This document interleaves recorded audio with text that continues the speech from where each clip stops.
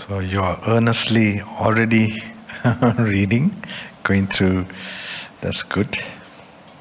I'm sure you're already here, but coming and staying here, it's in a way you're also acclimatizing, I guess. I am also acclimatizing.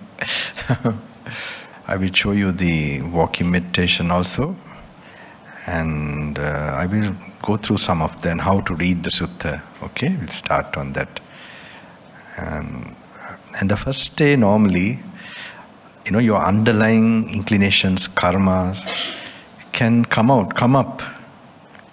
You see, it would have even come up when you're trying to come here. So if you had 60% of good karma working, then you made it like this physically. Okay? I know people who get stroke and this and that, just they're trying to come here and somehow just manage to come, and then they get a new life.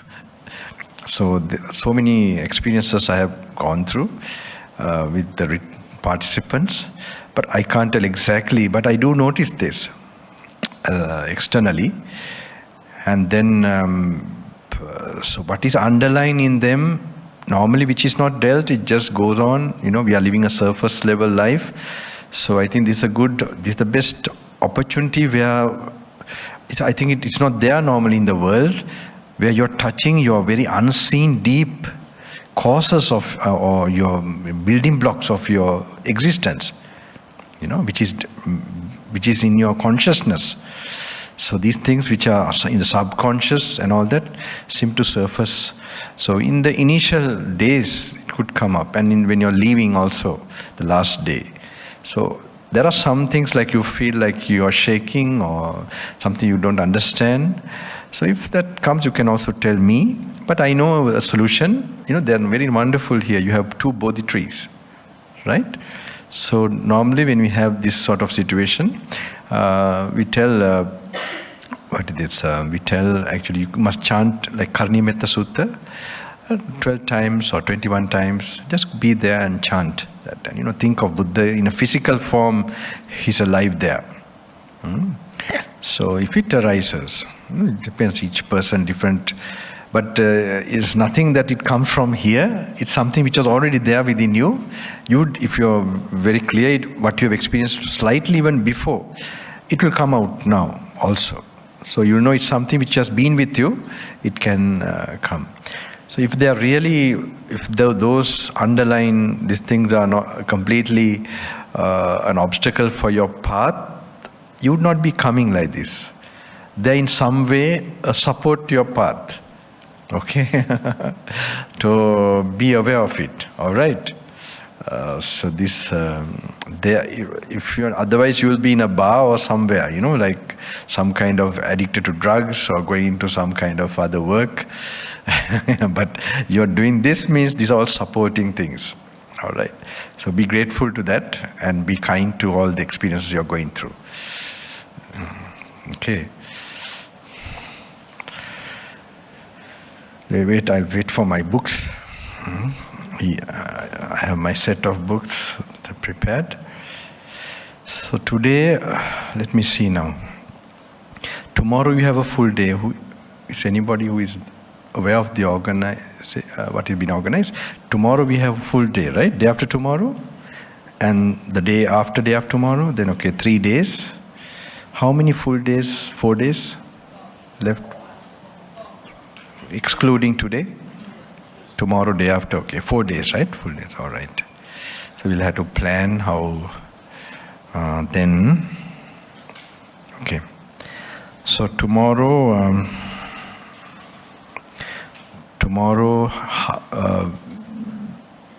before noon, you must try to finish the word of the Buddha. Okay? Read that, go through that. And then after 12, start Khandavag. And word of the Buddha also, there are 2-3 suttas in the beginning, in the big book. Okay. I think here is the best I have found, like the printing of your books here is, I have never seen so in big letters, big book. So everything is big here, right? Very good.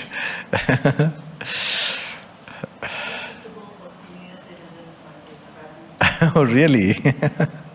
Okay. We are all very senior, So in the big book, first 2 pages you have some suttas. That is Anatamagga Samyutta, Incalculable Beginnings. You must read that also, all right? These are all what I read. There's a purpose how Bhante means, when I say Bhante, I am referring to my German teacher. He has some purpose for you to why to read. Anatamagga Samyutta, that few suttas there. It's because incalculable beginnings. It is showing our real state in samsara. So you get a feeling of urgency. I can give you proof, because we are not normally aware. Sometimes some dead people, who have died and passed away, sometimes when they we have some experiences with them, then we can know how difficult this is to get this, because of our slight attachments, how we, can be tossed to planes of existence that, we might not be. I will talk about that too. So by tomorrow lunchtime, please try to finish. And other thing is, you must try your best to keep silence, okay? Not easy, but it's a real strict rule that I expect, because I know for this to happen, that is a very important prerequisite. And try to separate yourself, be in isolation. It's not easy here, surrounding, people are talking and all that. So be kind to that also. Then you also notice yourself, you're attached to now being silent and nobody talking. And so you see your attachment. Because you're attached to it, it irritates you that somebody else is doing this, okay? So if you're not irritated also is not good. That means you're not conscious that you should be really silent. Okay, initially you must be irritated, and then you must watch your thoughts, why you're irritated. So that's the first step, is to be irritated when you're hearing other people. If you're not irritated, it's more dangerous. Why? Because you're not really strict about your own silence. All right? So really this is important, because this is in fact a retreat, very rare I would say, where like few monks who really spend their whole life to attain Nibbana. Okay, I have read about some famous lives, but their lifestyle seems okay, quite good, really the life of a monk, it's very inspiring too. But the teachings, the Dhamma, how to attain Nibbana seem to be their own ways of practice. Okay, this is the way you would say, it's just as the original time of the Buddha, and taking the Buddha's actual words as your meditation object, which is like, then when you get some clarity in that, who you will get faith in? You will get faith with the Buddha. Okay? So that connection is so powerful. It's not to a certain monk or anybody. This is if my teacher should tell who is sincere, even spiritually sincere, we will direct to these suttas. So this is an opportunity. So though we are a lot of people here, try your best. Think it's a very, in a way, intense to the modern period. And you have like so many techniques, not just one way. There could be so many possibilities for you when you're practicing like this. Because you're exposed to so many ways that the Buddha, there are so many characters who, when Buddha was alive, who met, and then he spoke. And now this is a sort of a compilation of all the suttas done later on by Arhants, together in the Nikayas, Samyutta, like that. All right? Majjhima Nikaya, Samyutta Nikaya, like that. So, do you stay alone, or do you share with anybody, or how is it? You share, okay. Okay. So that's also a good experience, okay. So there's some new experiences. These are all you had to take it, okay. And right, it's difficult for me, frankly, normally to, but it's good. It's difficult for me to be like this here also. So, but I make it nice, and as a duty. So just few days. So make sure when you're there, be strict not to talk, okay.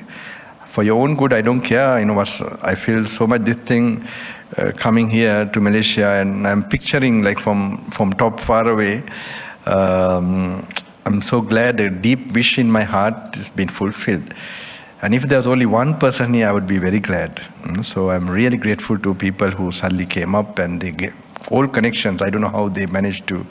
I feel it's kind of a divine intervention. And I will hope you will really make maximum use of this situation. So many times I would have left this body, 2015, and so many other. That was a very definite time. But so many times the elephant chasing me one time. I was just imagining myself. I was not able to withstand him, but I could see in a certain degree I was frozen. That was like a few years back, and so some simple mistakes. So many snakes were some places I stayed in the forest, and I was really surprised that I was staying with so many poisonous snakes. The last day I was surprised. The other days I was not feeling it, but then there's karma. If one this bite and not easy to come out of that jungle, to communicate to the people to bring me out and all that. These are all difficult possibilities. But then I did survive all that, and then. But I got my worst kind of physical this thing 4 months, 5 months back. It was not in jungle or anywhere, but I believe it's karma. In Nepal, when I was in Kathmandu, chikungunya. Do you know this? Do you have it here? I don't know. Something similar to dengue, chikungunya. I'm still having some effects of it. Nearly 8 months. But now I can tire myself. Before I couldn't, so I had to stop all the I think I was to come here early, and then because of that, all this, it got delayed. So, but I tell yogis when they get sick, they become more powerful. Okay, remember that. And if you're going on this path, and certain adversaries and things you are facing, that will make you more stronger as you go on. So. Anyway, something I should tell others, I tell myself. I had to eat a lot, sleep a lot. It's beyond my control, and I put on weight, and it was terrible for me even physically. Pressure going up, blood pressure going up, and so when I just recovered, I was in states. So then sometimes when I'm doing these things, also not easy. It's like reaction. Energy is sent out, certain energy, so that it reacts, and so I had to be constantly in a state of practice, as well as in certain areas also, to like certain sacred areas. Then it helps me much. Otherwise, I feel more sensitive to the environment. So anyway, but I'm so glad. Just being careful and well is not enough. If you don't serve others, you have to make sure. Even if sometimes life might go away, better to serve and die than just wait and do nothing for others. Not with your expense. You have to make sure you are progressing with that, definitely, because you have to set an example of actually being practicing constantly. And this has been done as a duty. That's also important.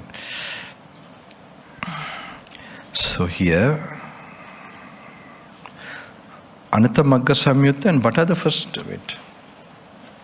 Now by tomorrow you see you have read slowly and you're not finished, then you have to fasten, okay? If you don't understand also, just read fast.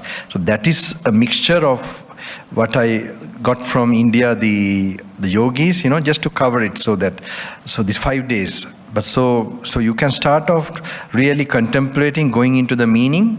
Don't go into the meaning in the story parts, okay? Like make sure where you have to concentrate and where you just have to skip through. That's how you must put your energy, where you really have to contemplate, to go through that. And when you find that, like by tomorrow morning, you have so many pages left, then go fast reading. All right. Don't go so fast already and see so that you're finished by tonight. That's not good. Okay, try to do the real contemplation. Relaxingly, just read. That's all. Don't try to strain yourself in any way. Don't try to be too relaxed, or don't try to be just let me relax. So it's already in order. So you can read that part, and only after tomorrow lunchtime you start with the Kandavagga. That is, after a few pages you have that. Okay? So I want to explain this very important thing. How to think of the Dhamma. Now, normally, we accumulate karma. Okay? Just to explain to you all, consciousness, we have, as a person, as a being, we have, according to Buddha, we explain we have a body.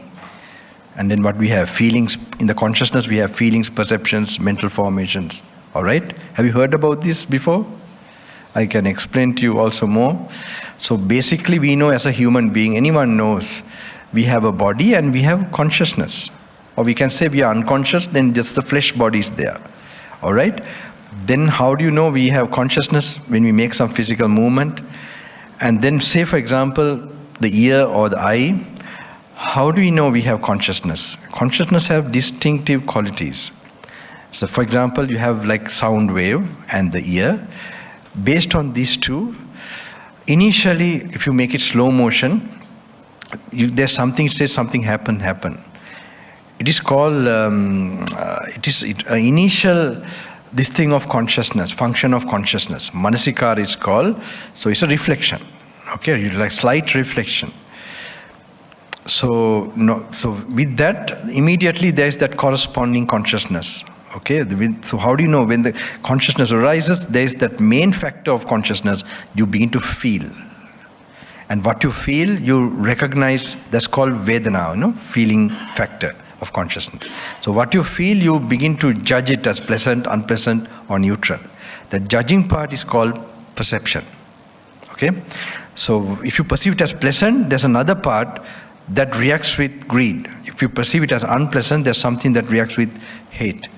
And if you have neutral feeling, there's something that reacts with what we call delusion. The reaction part, if you react only with thoughts, it will become thought karma. If you express it through words, it will become word karma, vachi karma. And if you act, it becomes body karma. Okay? So this is a general mechanism. You must have a general idea, because you will be, and this is the one that manifests in the world as something, as a phenomena, which makes the world. You can't find anything beyond this as a world. Of course we are studying in the modern science, the physical world. Alright, consciousness is not touched at all. And it is kept for another future lifetime. Of course, in that world, it doesn't believe in another nice lifetime or anything like that. So now you must know that the main important thing about consciousness, how it arises, it is conditioned. It cannot arise without these conditions. It needs a physical organ, it needs a stimulation object, and then it needs that reaction part. If one of these three are absent, this is a very main, very important part to know, that this cannot arise. You cannot expect consciousness just in the free air to arise, or in a robot you can create a consciousness. That can never happen. Okay, Elon Musk or somebody managed to create consciousness. Then I'll have to disrobe what to do. So you have to know that you have ear. So if the sound is not there, you have the ear and you are making a reflection. You're trying to make a reflection, consciousness would not arise.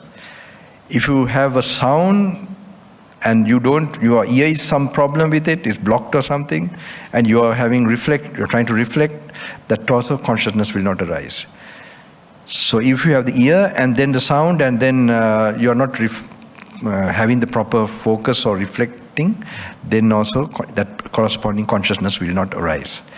So this is very important. Constantly we are creating those conditions that we are remaining conscious continuously. Alright? This is very important. So associating this only, we get a sense of self, somebody, an ego. This has gone on for endlessly, and it is related with craving and attachment. Okay? So now,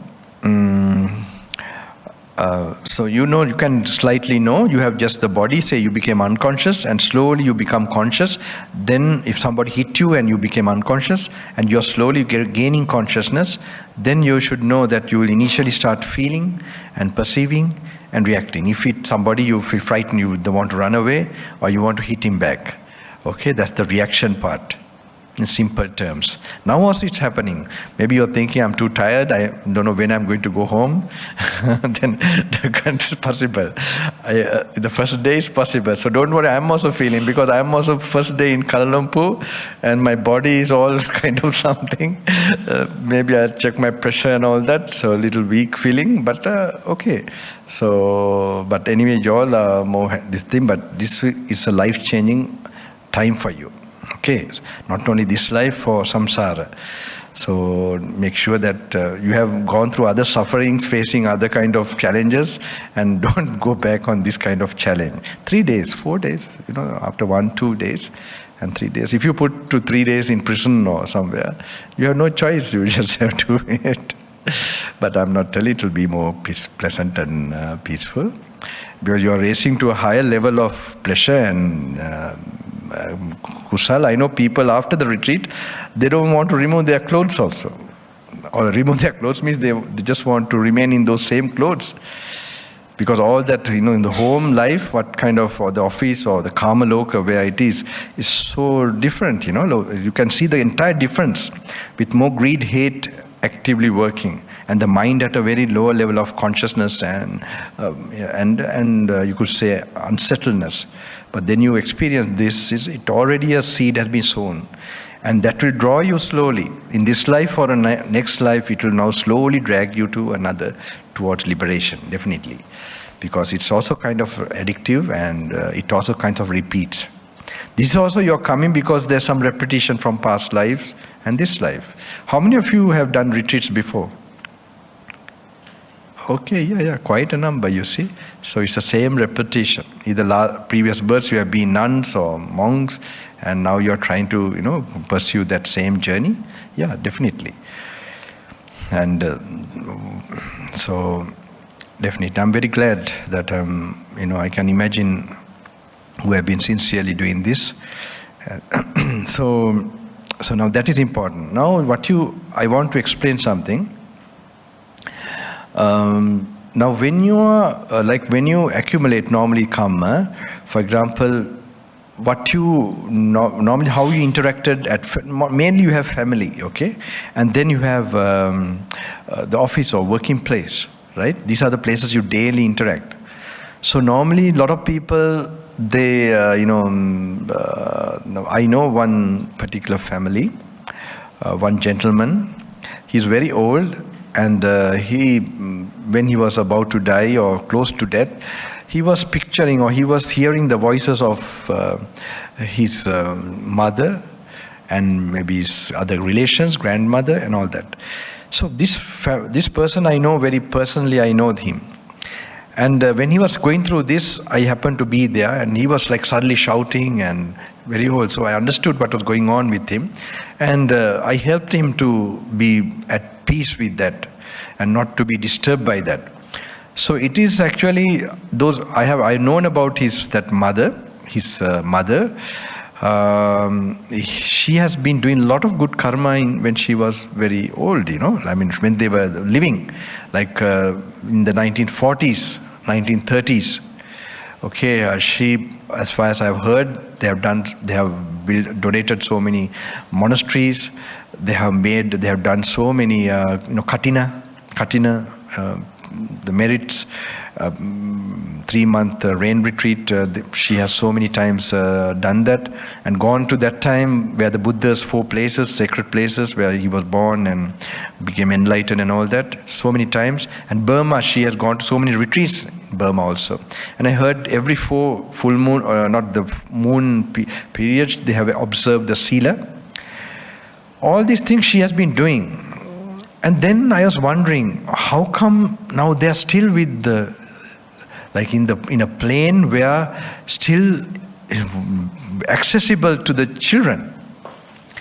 So this is what I see in the modern times too. Though they have done all these merits, they have not removed their attachment.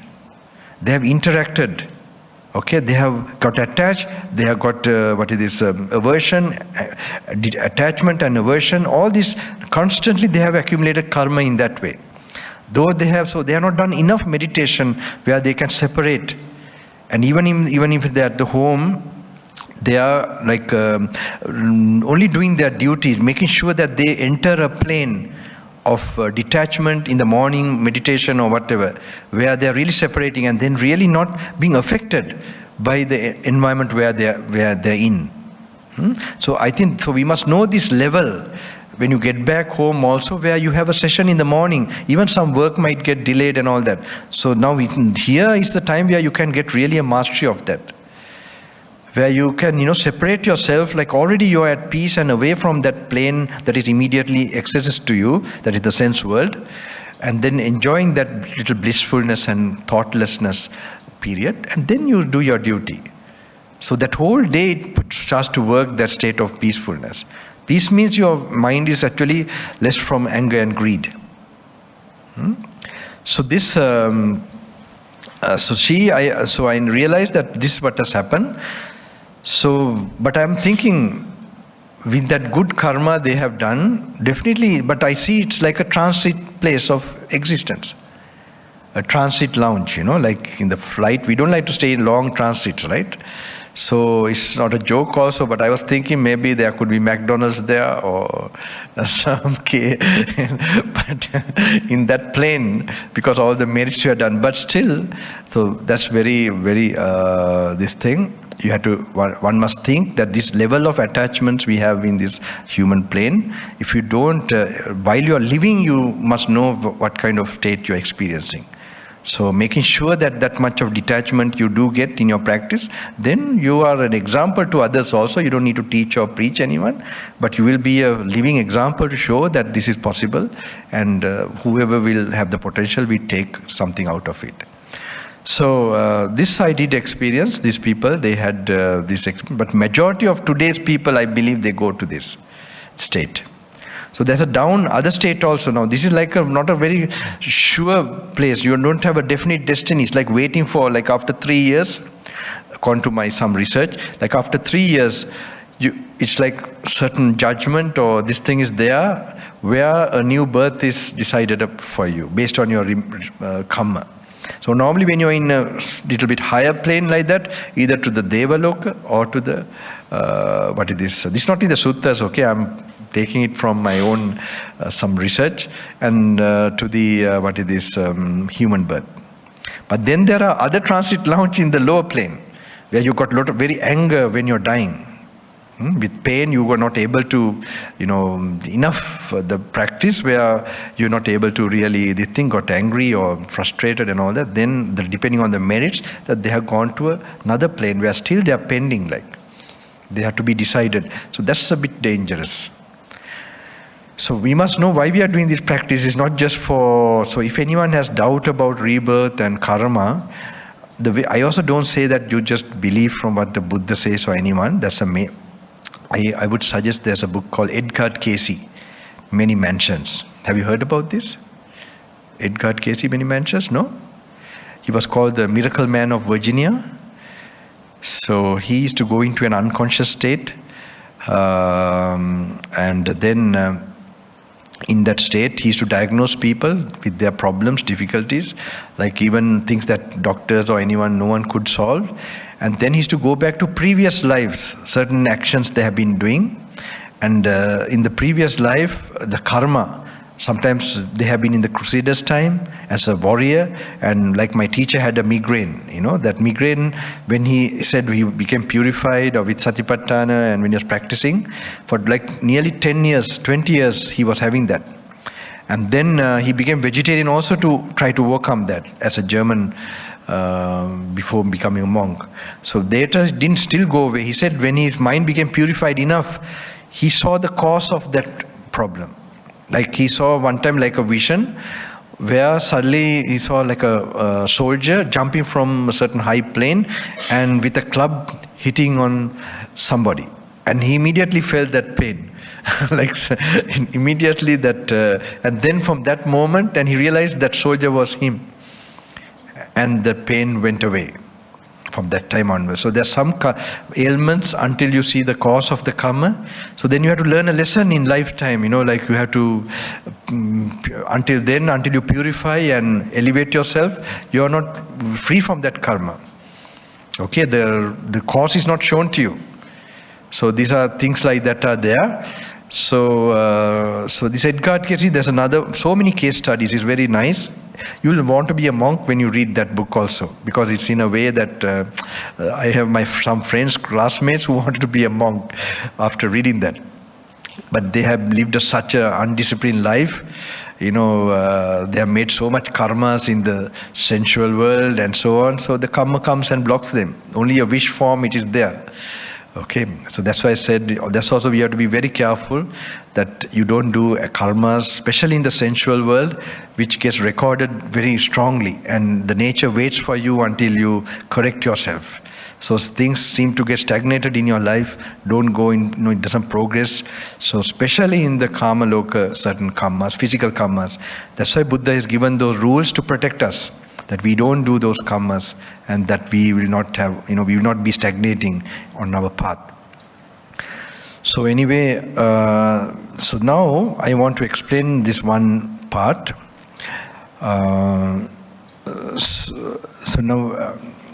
So when you are dying, based on what you have accumulated, the strong karma, you get a last thought. Okay, now this way, just for you an idea how to think of the Dhamma, what you're reading, the suttas. Okay, now you want to get a meditation object. All right? So especially this contemplating ability, you will have to master here. Because if you want to attain Sotapanna, 4 factors help you. You have heard about this? No? 4 factors which makes... You have heard about Sotapanna, stream entrant? That you are familiar, right? So the causes for Sotapanna, have you heard? What are the causes? That there are 4? No? So the causes are...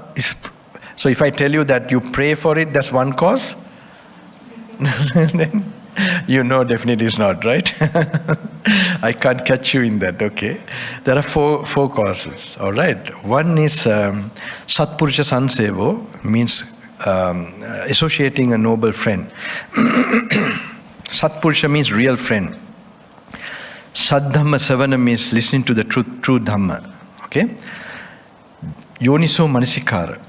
Now this is the other one, that is deep contemplation, okay? That I don't know any word to be given in English.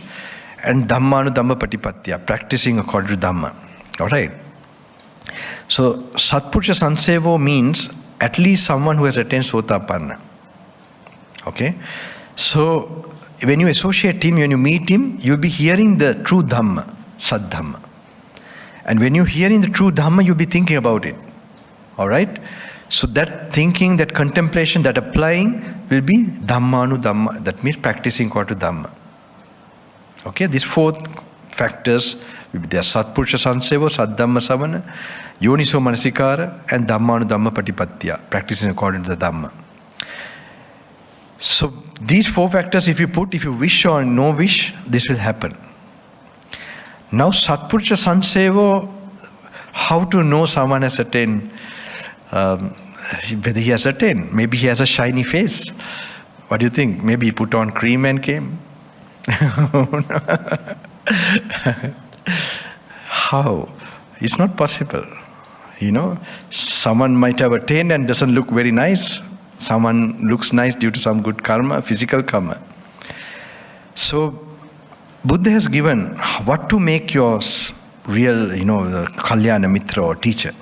Many places he has told, even Parinirvana Sutta, the last days, which is instructions for us, that even if you hear a monk so famous or anyone here that he's attained like that or whatever, don't say yes or don't say no.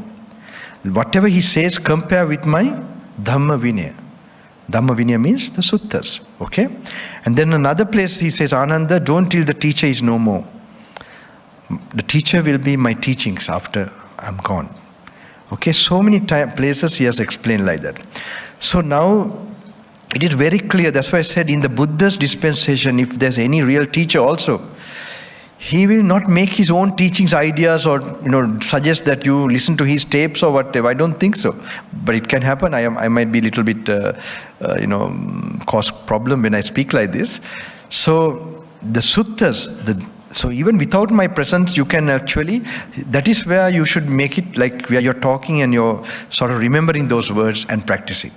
So if that, so that is a safe. So when you are contemplating that, that is the Yoniso Manasikara. When you're reading now, we are not hearing from the Buddha, we are kind of reading, okay, from the eyes we are seeing, and then we are registering it, memory, and then contemplating that.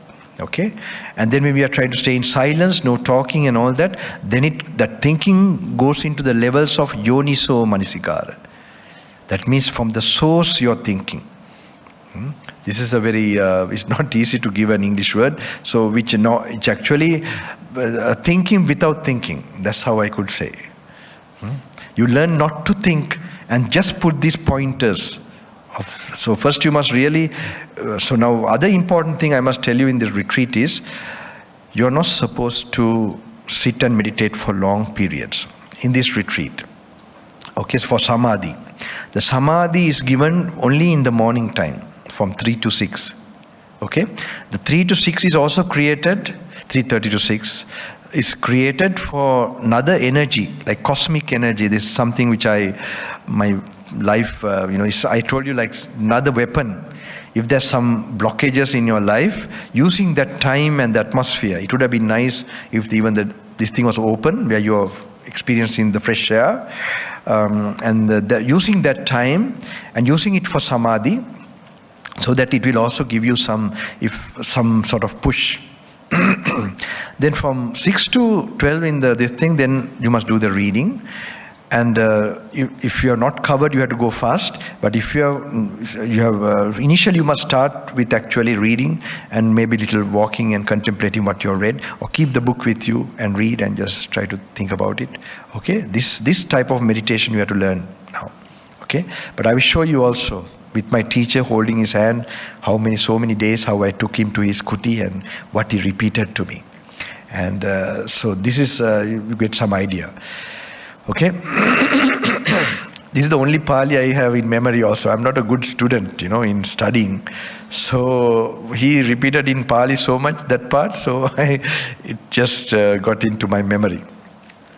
I will show that, okay, after maybe a little while later. So, and so that's very important, that you don't, you must learn because another thing, if you had some blockages in your samadhi meditation also, this will clear. In your spiritual growth, your material life, anything, if there are blockages, this is like the biggest bomb you can put. Okay? So 4 aspects, you have health, your material part, your spiritual life, all these parts, if there were some blockages, they will be all enhanced from this, because this would be, according to my knowledge, it's like a sort of a highest kind of kusal or skillful states of mind you are trying to activate. Okay? So it might not be this thing, because you, in a meditation retreat, you will expect to have a nice, peaceful state of mind. That is your idea. Okay, so but you must develop more focus, the ability to concentrate, and at least you must be able to read a book. If you can't read a book now because you have been using the phone so long, that's another problem. Now just imagine, you are reading these books, not here, I hope. This is really, your phone should be collected. I don't know. Is it collected or do you have it with you? That's how normally the retreat is. It has been collected or? Who are staying here, okay, at least. So who are going out, they have to be self-responsible, okay. Because suddenly you find when you're getting into a good experience, so many calls coming. You notice this, be wise. You're opening up yourself to the devil like nothing. So many calls will come, bing, bing, bing. And when you're doing nothing, when you're not doing any Dhamma work, nothing, the devil likes you to enjoy that. Okay. Just be observant. I have seen attendants who have come now. Actually, attendant means I rarely go with somebody. Some gentlemen who have dropped me to some holy places and they also just want to taste something with me. So what happened when they're coming? I was wondering, they're running here, there. What? Their phone is ringing, and one answer, another answer, and then I'm getting into a very good state. They don't experience anything. They just get blown away. And they tell me also, Bhante, I don't know what, all these people are calling me now, So this is going to happen. I mean, it's a miracle that you're here also, actually. It's a bit of a miracle. So be careful, and if I'm wrong, you just note, you try to see. That means it should happen if it is a progressive thing that is happening. If it's not a progressive thing, that means something wrong, no? So obstacles will definitely try to come if you're really progressing. Obstacle means distractions, that's all. So just imagine if you have the phone and the smartphone especially and all these things, you have Satpurusha Sansevo, for cause for attaining Sotapanna, noble friendship. So how much ignoble or who are not noble, friendship you're getting from this? All about, some kind of entertainment or something, and this and that. You think you'll indulge it for a few minutes and you're just gone with that for half an hour, 1 hour, like that, drawn. So it is a modern problem. Don't worry about it. But be conscious, aware that what you must, if you want to progress, you must create this mind and not thinking one day I will achieve it. Make sure, and that procrastination will start to happen more and more.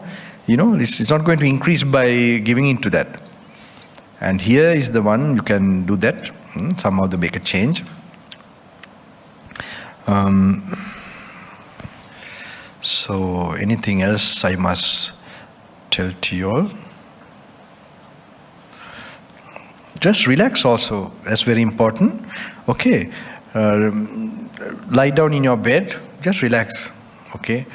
Just, it might be the difficult thing, and then just walk a bit.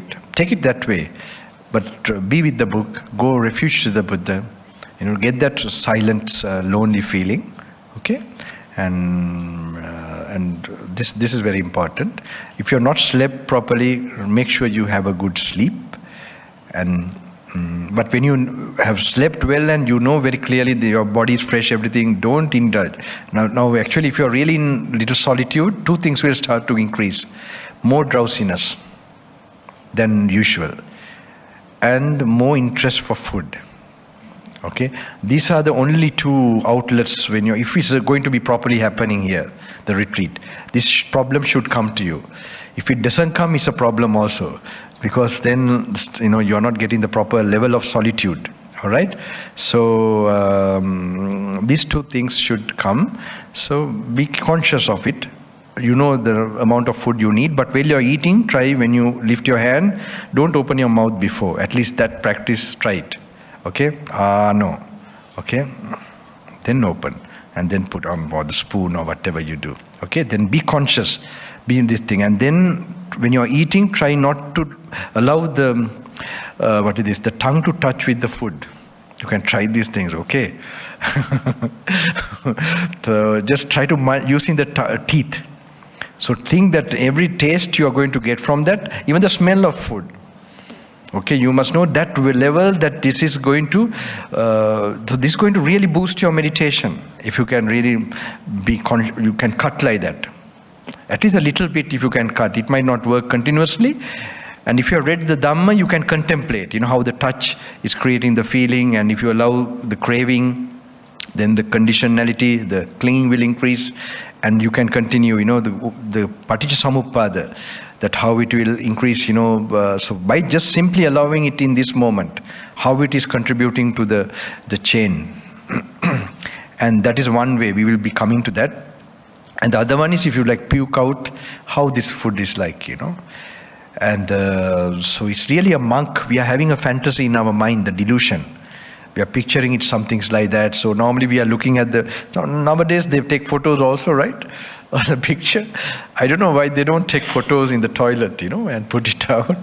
So in the meditation programs, I think they should have photos like that to make it more sensational and more.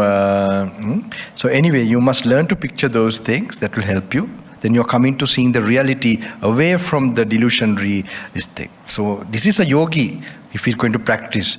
Okay, so remind those things again and again. First learn to be in the moment, go, and then if your mind is strong enough, bring these perceptions while you're doing. It will help your every aspect of your contemplation and the alertness of your faculties. All right? Then the food is like that, and the sleep, be strict. When you feel sleepy, other time chant, walk a bit, do some, if really this thing, do some, sweeping or something, just to, if you really bite your teeth and, really, or just stand on top of one of these, near the balcony, and to get that urgency, you know that if you give a command, it will change. Because that is unnecessary need for sleep. Sleep only what is really needed for the body. All right? So you be reasonable. Don't break rest also. Like, not break rest, I'm sorry. Like, don't keep awake too much. Also not to take less food also. Learn to balance, to be fit, and not to indulge also. That's important. Now we go into this. So as I told you, when you read the book, learn to be like relaxed. Wherever you are, not only reading all the time, try to have that relaxed state. Think positively. Don't think what has happened already is gone, but think you have good karma to come like this and practice. All right? The past is all just thoughts. A memory is all gone. Future, how can be anxious? And how we are living now can make miracles, can change things in a drastic way. Okay? Take this occasion as where you are meeting the Buddha, you are talking to him, or he's talking to you. Okay? Someone who is closest to this, the way I'm doing, one monk I did find. He's no more. Ransi. He's from America. It's not Sumana Ransi. Dhamma Ransi. Vimal Ransi. Did he ever come here? Did you have a retreat with him or anything? Oh, really? Okay. This is very rare, I mean, he is the only one I notice that had this kind of, and nobody. It's very surprising, So you have heard about him, huh? It's happened to visit. Oh, he does, huh? Okay. So there's some Sutta spirit here. Huh? Okay. He seemed to have the idea of the Sutta. The only person. I have seen everywhere. Because if you have a vision from these suttas, you will not alter anything. You will not go to any other teaching also. Who is going and searching means they are still searching. There's definitely that vision has not happened from the book. Book means the words of the Buddha. If it happens, then it's gone. It's not the words here. If you are contemplating and in proper solitude, and if that opportunity comes, suddenly, like a spark. It's a very simple. It's like an ocean here. Buddha is alive. It's a one very direct way to know it's the real Buddha. The words that is spoken here. Okay. As long as absolutely true knowledge and insight as regards to these four noble truths was not... Now when you're reading this, as I told you, relax, sit down comfortably and pay attention to the sounds. That's one way. It's easy to, because you have your normal idea of relaxedness, and there's another way where you especially make yourself relax. So for that, you consciously bring your attention to the present more. So pay attention to the sounds. As I told you, when you're paying attention like that, you will automatically notice your in-breath and out-breathing. So that moment, you know that you have come to a sufficient level of present moment. Okay? Then in that way, picture yourself holding the book and seated or whatever also. Picture yourself. Visualize yourself reading. So like you are projecting from outside how you're seated. So it's nice to sit in a way that you're not thinking, in a very most comfortable posture, a posture that you don't fall asleep also, but most alert. It may be seat or even in the bed, doesn't matter, but as long as you're alert and you can stay there in that posture for long as possible. Okay? So when you do like that, as long as the absolutely true knowledge and insight as regard these Four Noble Truths was not clear in me, so long was I not sure that I had won that supreme enlightenment, which is unsurpassed in all the world with its heavenly beings, evil spirits and gods. Among all the hosts of ascetics and priests, heavenly beings and men. But as soon as the absolute true knowledge and insight as regards these Four Noble Truths had become perfectly clear in me, there arose in me the assurance that I had won that supreme unsurpassed enlightenment. And I discovered that profound truth, so difficult to perceive, difficult to understand, tranquilizing and sublime, which is not to be gained by mere reasoning, and is visible only to the wise. The world, however, is given to pleasure, delighted with pleasure, enchanted with pleasure. Now this is a very important point, okay? I'm reading this just to emphasize this. Now Buddha is saying this, he tells this is a very profound teaching. But then he says, the world, however, is given to pleasure, delighted with pleasure, enchanted with pleasure. Now he sees that this is an obstacle for them to realize this profoundness. Okay? Truly such beings will hardly understand the law of conditionality, the dependent origination of everything. Incomprehensible to them will also be the end of all formation, for the forsaking of everything. So now you must know why the reason we are giving up these phones and all these things. Is, when we practiced those days in the hut, when I was like 23 years old, when I was with my teacher, we had oil lamps, that was very helpful, the darkness. So our brain functioned more, this thing, very simple. I was the only one there. And dusty floors and very crickety, rackety, like a hut. So, but I also like that ascetic simplicity. All right. So, so it's very helpful. So with that lamp only, we read these books, and then we did the job, practice. And then I told you, I only delighted with Metta Bhavana, like 1 hour before the dana. I used to practice that fully, and then go for the dana. And while going, the nice beautiful lagoon, but I did take full food, like that time I took the breakfast as well as the lunch, but made sure while taking the food, it was very helpful with the Sangha community. You get that saddha and the feeling you must not taste this food, you must control this food. Okay? So this was very helpful in the community.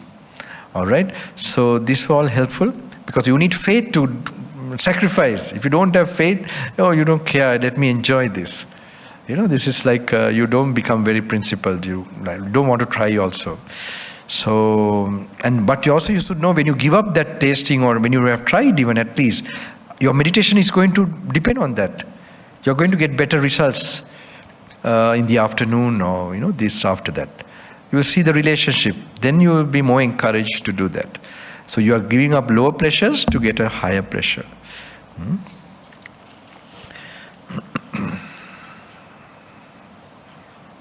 So truly, however is given to pleasure, delighted with pleasure, enchanted with pleasure, truly such beings will hardly understand the law of conditionality, the dependent origination of everything. Incomprehensible to them will also be the end of all formations, the forsaking of every substratum of rebirth, the fading away of craving, detachment, extinction, nibbana.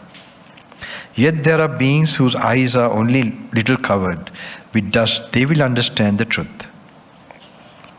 This is now more of a meditation, this one, in the page number 10. Actually, you must sit in a comfortable posture where you're not feeling you're holding the book in a relaxed way.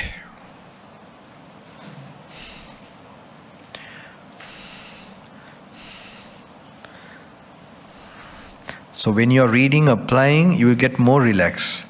So for meditation, you must learn to sit relaxed, walk relaxed. Then only I'm telling you, you'll not feel tired, and you will be just happy the way you are in that moment. You're not looking for something else, like when I get to the room or when I eat something or when I watch this. You're beginning to experience that more neutral, fulfilling, I don't know how to say this, like a neutral feeling. Not in terms of like a bored feeling, it's like a very peaceful feeling. We normally sometimes recognize peaceful, like, or happiness with laughter or excitement of our senses. So this is different.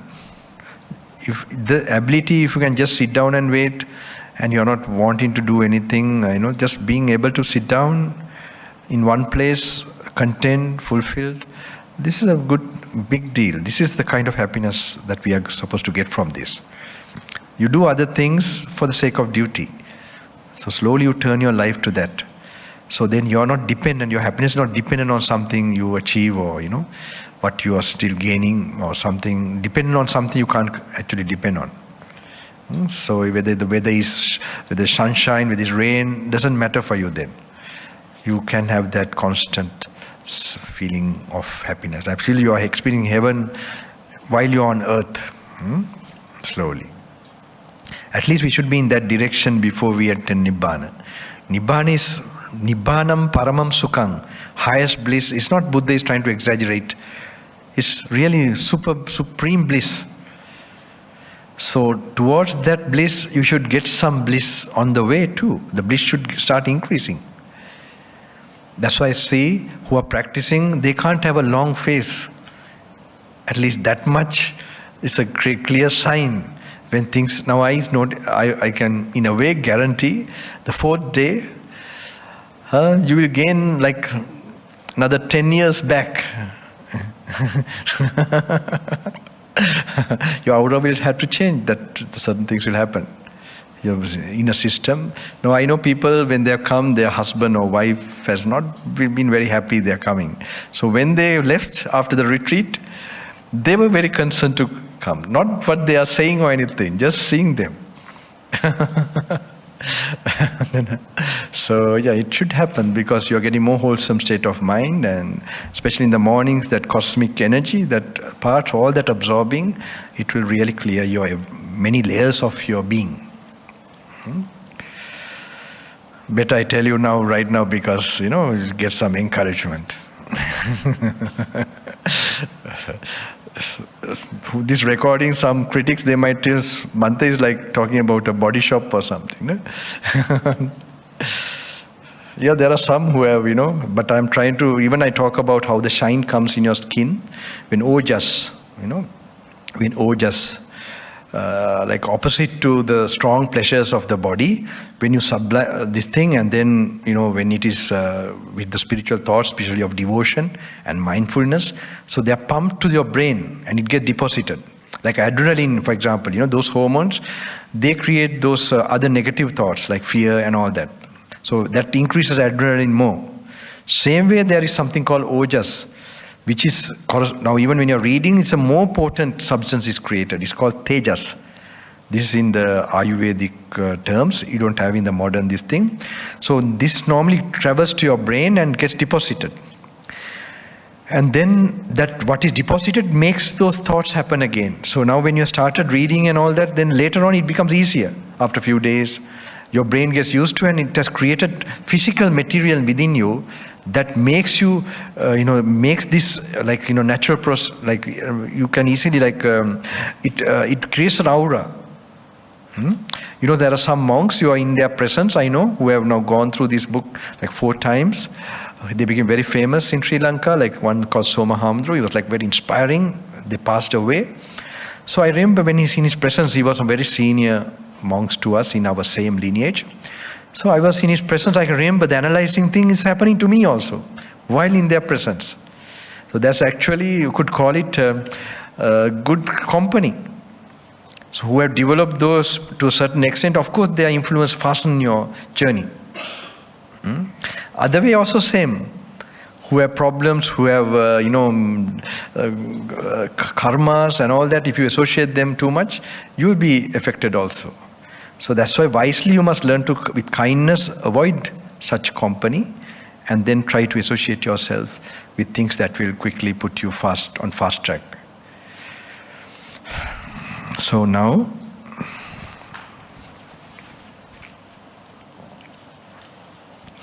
what now is the solid element? So you must look at yourself from like outside, relax, and with the idea of letting go, Because someone who has a lot of craving and want to hold, this doesn't make any sense. This is a problem. But someone wants to let go the body, the life, not in terms of like suicide or something, like in a way of meditation, relaxing. Okay, this way you must have this attitude and really relax right now also, and then you must read. What now is the solid element? The solid element may be one's own or it may be external. And what is one's own solid element? Whatever in one's own person or body there exists of karmically acquired hardness, firmness. So you have to visualize, these body parts have not come by accident. Buddha gives in one word how they have come, karmically. Okay? Karmically acquired hardness, firmness, such as the hairs of the head.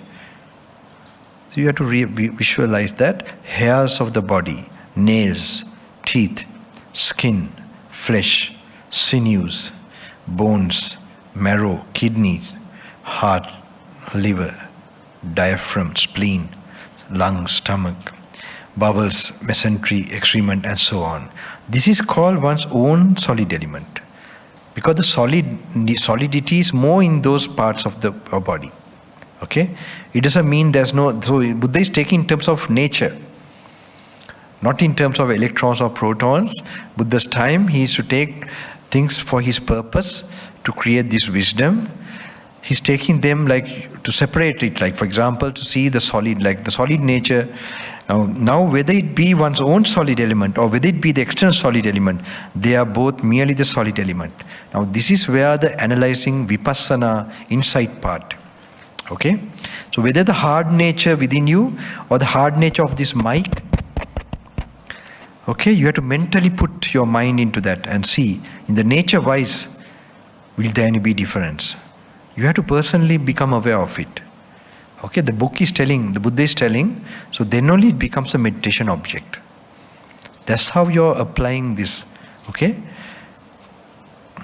So when you do like that, what happens? One should understand according to reality and true wisdom. This does not belong to me. This am I not. This is not myself. The illusionary idea of a self, that starts to disappear when you see that there's no difference between the solid nature within you, because it is in this space. We get a sense of self, an idea of self, but not it is when you analyze and look like that, you will be very clear that this hard nature with this external or internal, it has no difference. It's the same thing. That we are, with our craving, putting that idea of a self, a person, that this is me. Okay? So that way, when you are looking like that, a certain letting go will happen in your mind. First you learn to be little focused and try to see how you can get that. Okay? And the other one is fluid element. The fluid element may be one's own or it may be external. And what is one's own fluid element? Whatever in one's own person or body, there exists of karmically acquired liquidity or fluidity, such as bile, phlegm, pus, blood, sweat, fat, tears. Now this urine, for example, you have it in your stomach, okay? Or bladder. So you go to the toilet, when the urine goes, now when it's there, you get the sense, this is my urine. Alright, you don't name it like that.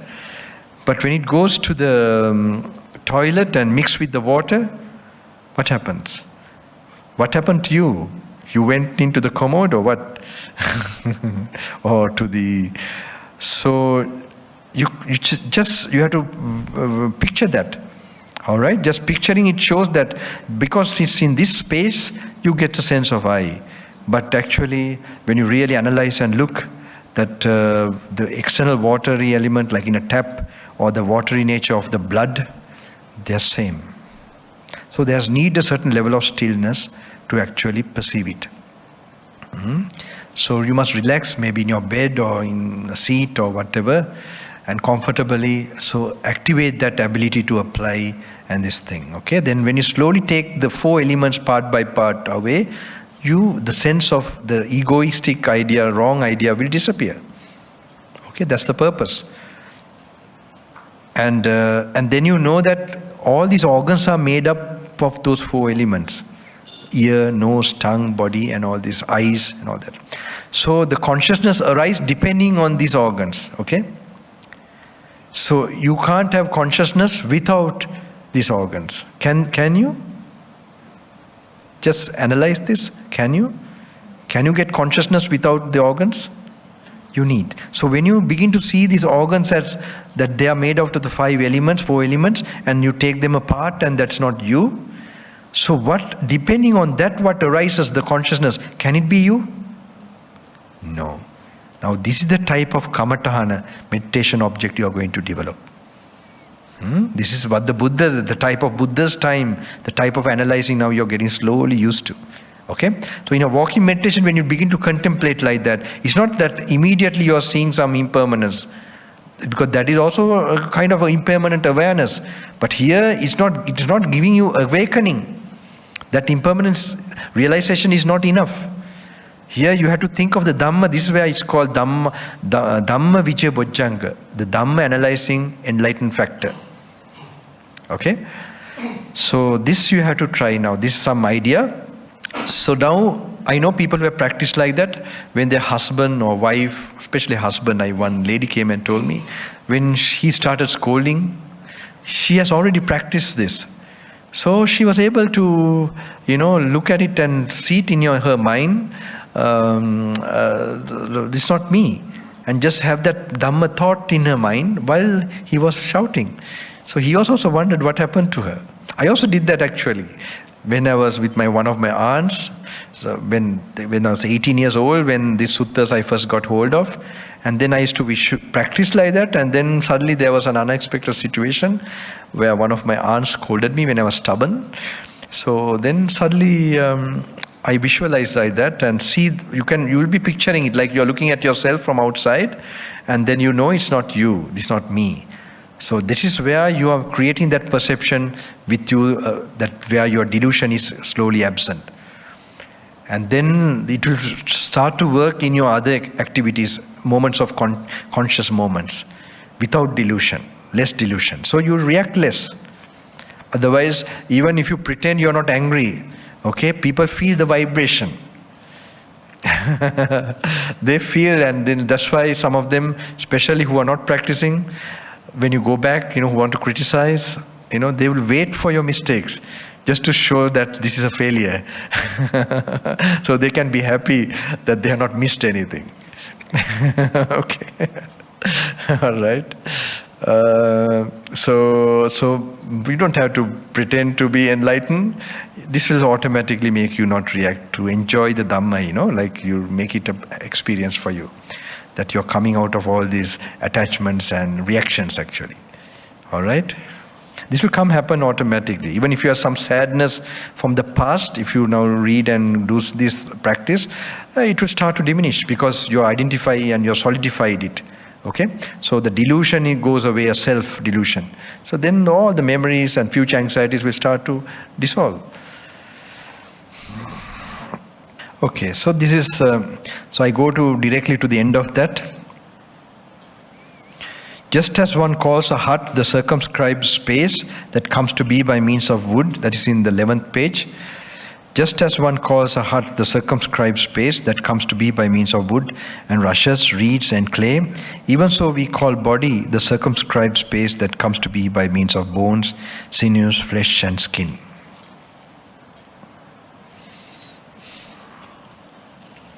Page number 13.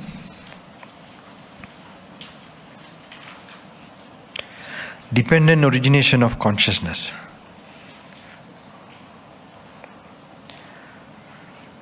Now though one's eye be intact, yet if the external forms do not fall within the field of vision, and no corresponding conjunction of eye and forms takes place, in that case there occurs no formation of corresponding aspect of consciousness. Although one's eye be intact and the external forms fall within the field of vision, yet if no corresponding conjunction takes place, in that case too there occurs no formation of corresponding aspect of consciousness. If however one's eye is intact and the external forms fall within the field of vision, and the corresponding conjunction takes place, in that case there arises the corresponding aspect of consciousness. So like for example, if you can't see from your ears, can you? you can't hear from your eyes. Okay? So so those definite conditions come, and then the corresponding type of consciousness arises. Okay? And consciousness is very separate. Actually, you can also tell like this: the ear, does it get angry? The tongue, does it taste? The consciousness is where there you get these feelings and perceptions. The ear and all that is just neutral. It's just ear, flesh. You must learn to mentally think separating these two. Okay, in your walking meditation also you can think about it.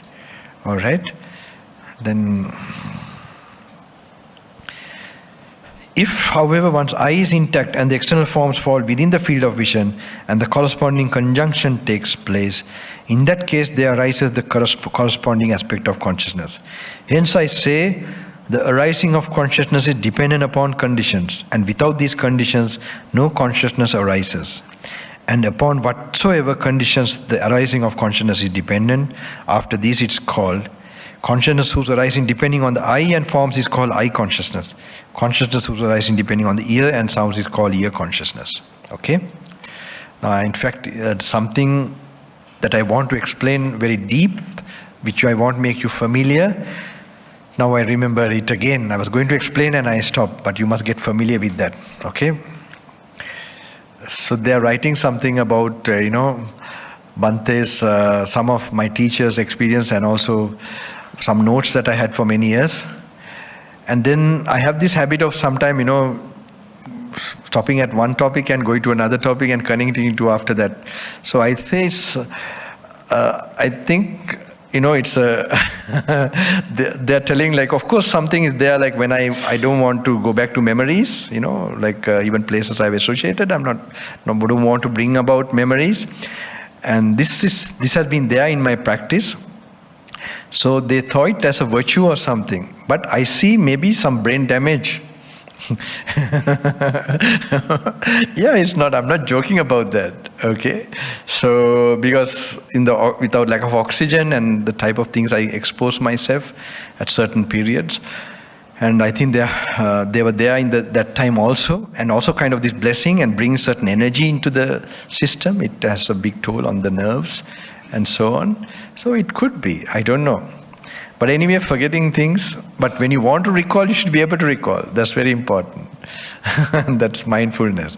If you can't recall, that's also not good. If you can recall, is okay, but you must learn to forget and really not identify, be in the moment. That's the very essence of this life. Then you are alive. Otherwise, you are a dead person, looking live.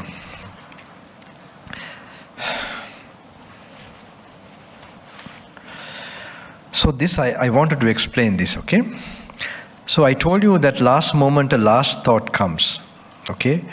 That determines. Now normally, because of two things we get distracted.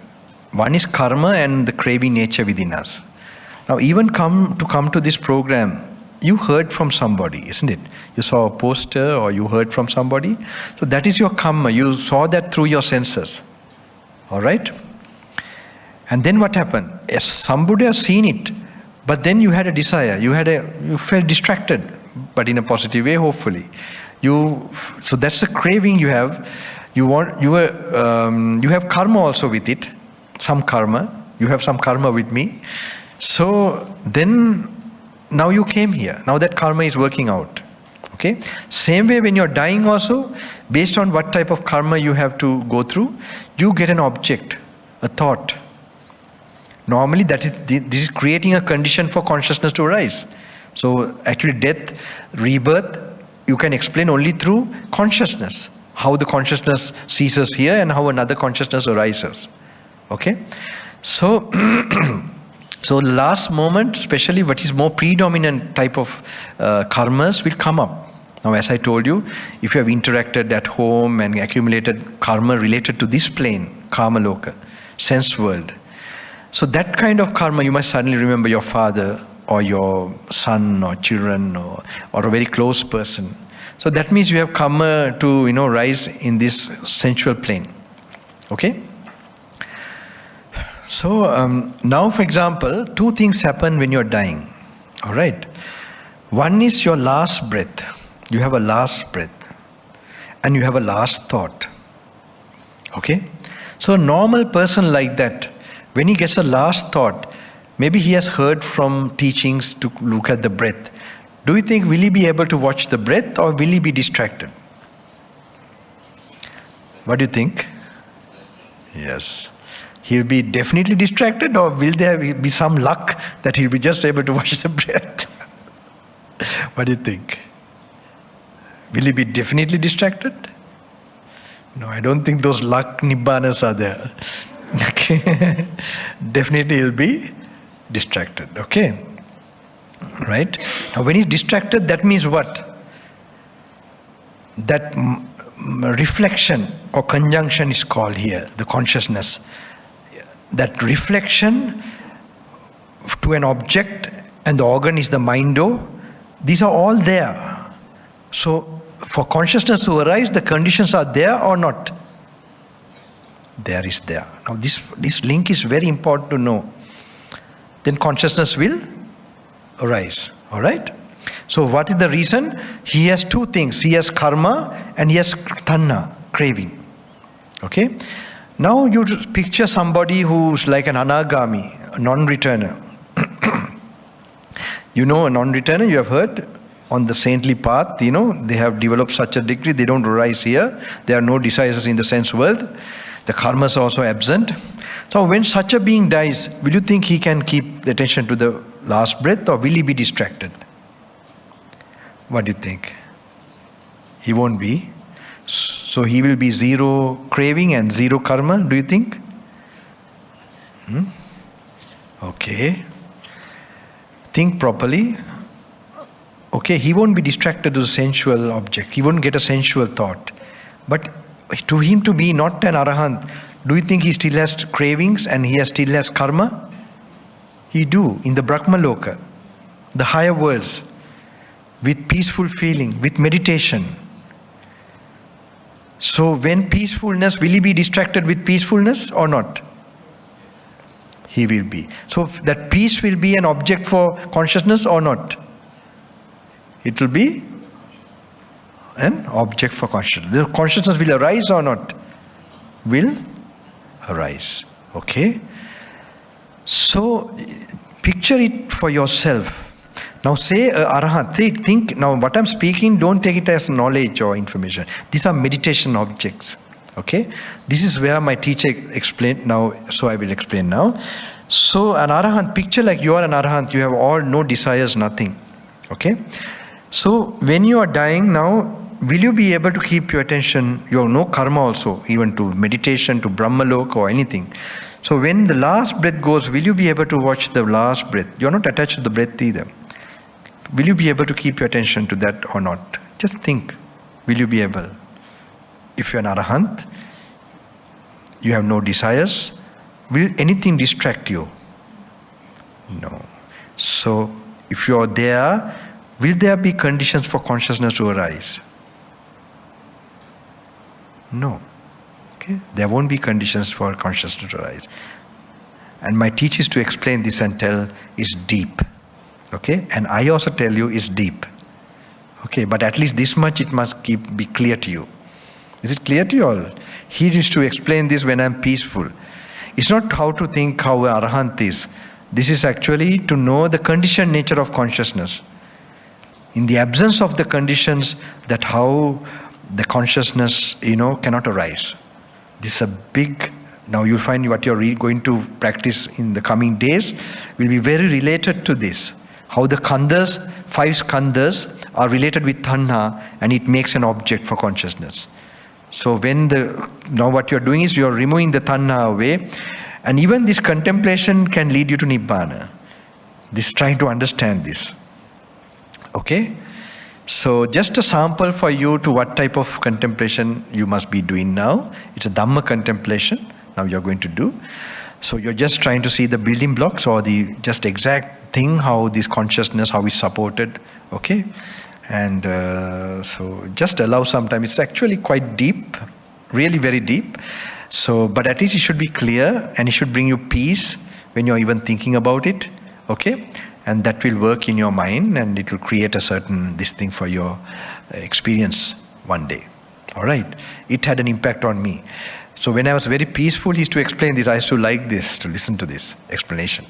And it really helped me in the first retreat I spent with Bhante, when I was going through the suttas and all that. All right? To the latter part. Okay, 15, page number 15. Now when it is written in small letters or like explanation, these are the explanations of the author of this book. Okay? Don't take them very seriously. Take the very words of the Buddha only very seriously, but some things are helpful, what he explains. So he's explaining about the anatta nature.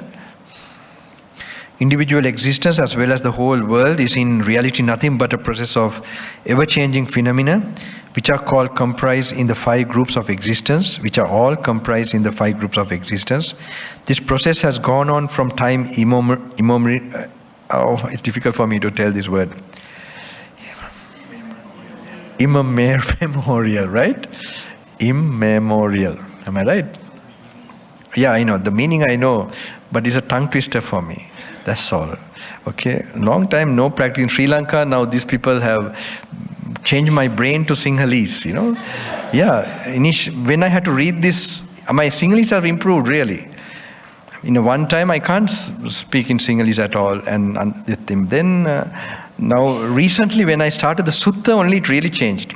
Because I had to read the sutta in Sinhalese language. So then it improved my Sinhalese very well. So now I am polishing my English again.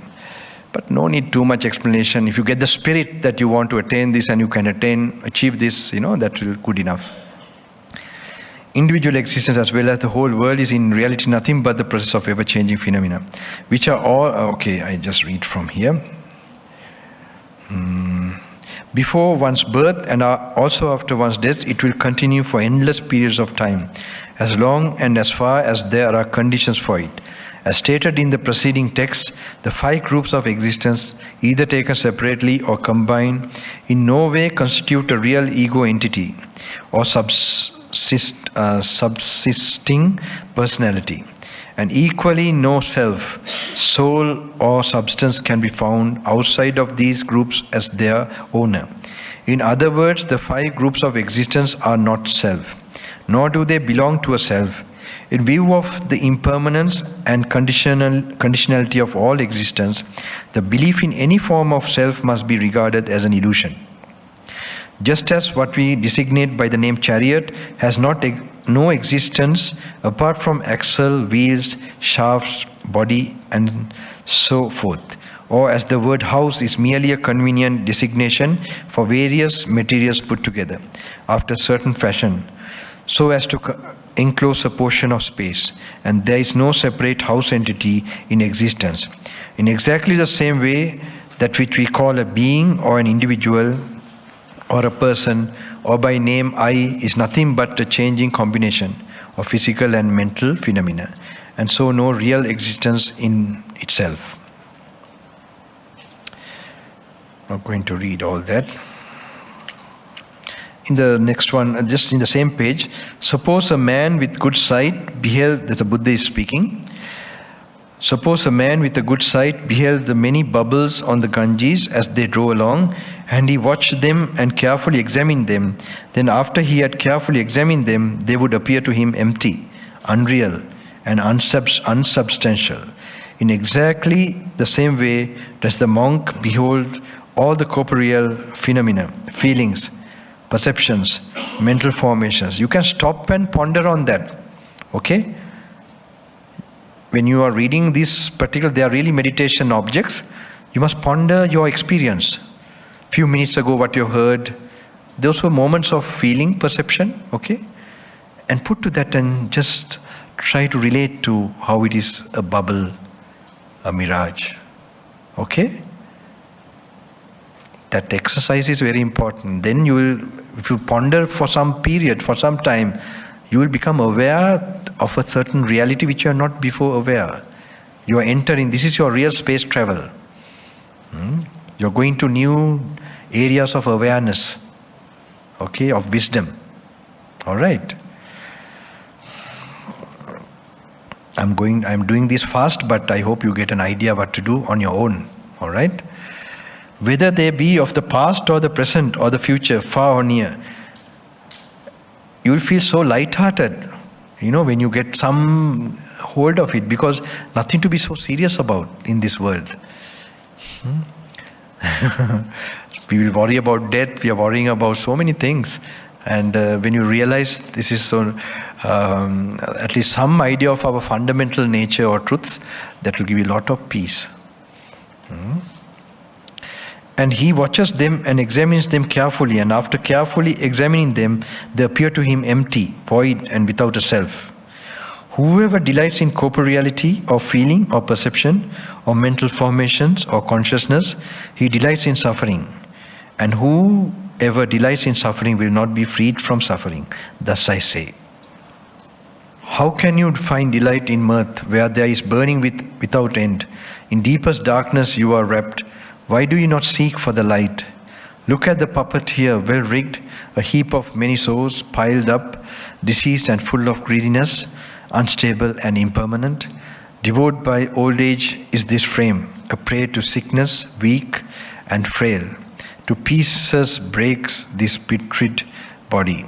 All life must truly end in death. 21, page number 21. If when perceiving a visual object, dependent origination of all phenomena. If when perceiving a visual object, sounds, odors, taste, bodily impressions, or mental object, the object is pleasant, one is attracted, and if the object is unpleasant, one is repelled. Thus, whatever kind of feeling one experiences, pleasant, unpleasant, or indifferent, if one approves of and cherishes the feeling and clings to it, then while doing so, lust springs up. But lust for feelings means clinging, and on clinging depends the present process of becoming. On the process of becoming, bhava, depends birth. And depending on birth are decay and death. Now here you have to picture, now when you are allowing a sense experience, and if there's something pleasant, you react with pleasant. That is karma. If you react with aversion, is karma. That creates the bhava. Bhava means next, the existence, which gives you a last thought and all these things. Okay? For condition, bhava means a kind of existence you are going to get. So when you have the filled with karma, you get birth. Your birth process will happen. When there's birth, then there will be old age and death. Okay? So while you're walking meditation, this is good to contemplate. Okay? Just to think now what I explain. If I eat, when you're tasting, you allow the attachment for that. Then how you're nourishing the paticca samuppada, the conditioned links. Okay? So the immediate present way, how you're doing, how it is contributing to, like that. So if you now don't allow, how it is going to be broken. That way also, the other way, you can contemplate. Page number 25. Here too, when considering karma, one must not lose sight of the impersonal nature of existence. In the case of a storm-swept sea, it is not an identical wave that hastens over the surface of the ocean, but it is the rising and falling of quite different masses of water. In the same way, it should be understood that there are no real ego entities hastening through the ocean of rebirth, but merely life waves which, according to their nature and activities, manifest themselves here as humans, there as animals, and elsewhere as invisible beings. Once more, the fact may be emphasized there are here that, correctly speaking, the term karma signifies only the aforementioned kinds of action themselves and does not mean or include their results. So just this, the simile or the explanation, I've read that for you. Page number 26. Dependent extinction of all phenomena. And through the total fading away and extinction of craving, clinging is extinguished. Through the extinction of clinging, the process of becoming is extinguished. So you must picture when you cling, how you are attaching, and that reaction part will happen in you. So when you're reacting, you're creating karma. So accumulated karma is the existence, okay? Karmic processes. So when you have a lot of karmic processes built up, you will have last moment thought and all these things, you get distracted, so rebirth will happen. So birth, rebirth, birth. When birth takes place, then definitely there will be old age and death, okay? Through the extinction of craving, clinging is extinguished.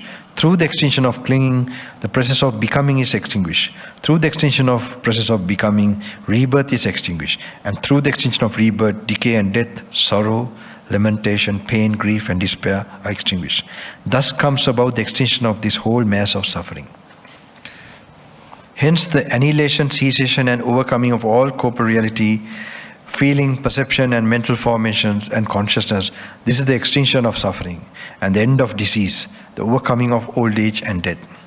The undulatory motion which we call a wave and which in ignorant spectator creates the illusion of one and the same mass of water moving over the surface of the lake is produced and fed by the wind and maintained by the stored up energies. Now after the wind has ceased, and if no fresh wind again whips up the water of the lake, the stored up energies will gradually be consumed, and thus the whole undulatory motion will come to an end. Similarly, if fire does not get new fuel, it will, after consuming all the old fuel, become extinct. Just in the same way, this five khandha process, which in the ignorant worldling creates the illusion of self, is produced and fed by the life-affirming craving and maintained for some time by means of stored up life energies. Now after the full upadana, the craving and clinging to life has ceased, and if no new craving impels again this five khandha process, life will continue as long as there are still life energies stored up, but at their destruction, at death, the five khandha process will reach final extinction. 29 page. Truly there is a realm where there is neither the solid nor the fluid, nor heat nor motion, neither this world nor any other world, neither the sun nor the moon. This I call neither rising nor passing away, neither standing still nor being born, nor dying. There is neither foothold nor development nor any basis. This is the end of suffering. There is an unborn, unoriginated, uncreated, unformed. If there was not this unborn, unoriginated, uncreated, unformed, escape from the world of the born, the originated, the created, the formed would not be possible. But since there is an unborn, unoriginated, uncreated, unformed, therefore escape is possible from the world of the born, the originated, the created, the formed. Page number 43.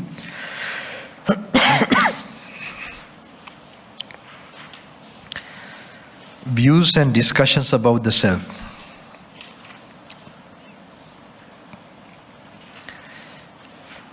Now, if someone should say that feeling is his self, he should be answered thus: there are three kinds of feeling: pleasurable, painful, and indifferent feeling. Which of these three feelings do you consider as yourself? Because at the moment of experiencing one of these feelings, one does not experience other two.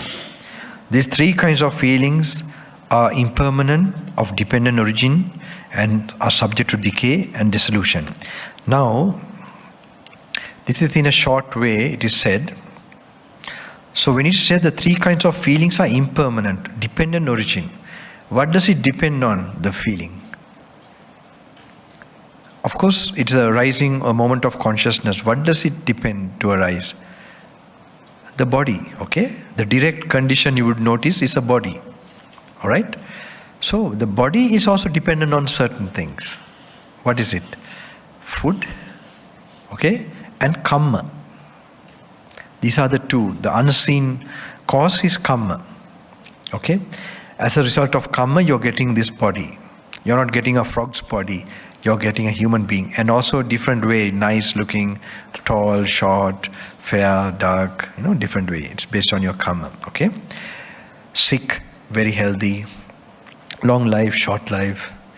So dependent on karma, and these are the two causes that makes it continue. All right? So, but these causes are impermanent, right? That's why you're everyday eating. If it was enough one-time eating, no problem. So one time, all the time the karma is also supporting. It's also impermanent cause. So the body, because it has arisen from an impermanent cause, is definitely what is changing. It has to change.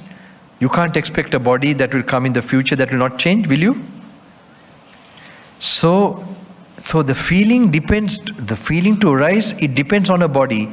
So a changing body. So do you think you will ever experience a feeling that will not change? What do you think? Do you think you will ever, in a time to come, some scientific discovery where they have an ice cream or something, I don't know, which will not change? You will continuously experience the feeling. No. So now you have to learn to think this way, okay? Because then you're slowly becoming aware of the universal impermanence, okay? So you can't just immediately just thinking only impermanent. This is, you have never heard any Dhamma, like you're fresh, you must learn to read and learn to sort of bring this into your exercise in your faculties, in your brain. This way of contemplating what the Buddha is telling. One of these feelings, which of these three kinds of feeling, these three kinds of feelings are impermanent, of dependent origin and subject to decay and dissolution, to fading away and extinction. Whoever in experiencing one of these feelings thinks that this is his self, must after the extinction of that feeling admit that his self has become dissolved. And thus he will consider his self already in this present life as impermanent, mixed up with pleasure and pain, subject to rising and passing away. If anyone should say that feeling is not his self, and that his self is inaccessible to feeling, he should be asked thus, now where there is no feeling, is it then possible to say, this am I? This is a very interesting one. So in the absence of a feeling, do you get the sense of I? Now this has happened to me from long time, now it's happening more. When you're seated like this, suddenly your leg gets numb. Does it happen to you? And numb, and it will take time for the blood to flow, and like when you get up suddenly, this leg is like out of your body. So even when you're in that state, if you don't see your leg also, don't you get a sense like, where is my leg? Or this is not my leg, right? So you can see when slowly the blood starts flowing and you begin to feel, you begin to get the sense, oh, my leg, If you observe your own self, how you are getting the idea of self. So when there's numbness coming, where the feeling is not there physically, then also you notice this like a piece of flesh, this body. Okay, in its real true nature you begin to, but that's not with contemplation, it comes with, so when you getting a sense of I, you always get a sense of I with feeling. Even other yogis who have developed a lot of samadhi, they might not feel a sense of I with this body, but they get still the sense of I. Why? They are attached to some feeling. So they are experiencing some conscious state in samadhi. So that the feeling is normally a peaceful feeling and neutral feeling. So you can know that they are still in the realm of feeling and not real liberation, because they still get that sense of I. They get that like universal I, or some view will be there. Okay? So this is a very big shift. Even now, when you are now slowly begin to get an idea, slowly turning away, to turn away from I, is not turning away from feelings. You are turning away from this delusionary idea of I. It's a big shift in your awareness. You are removing delusion completely, okay, and going towards real self-realization or enlightenment.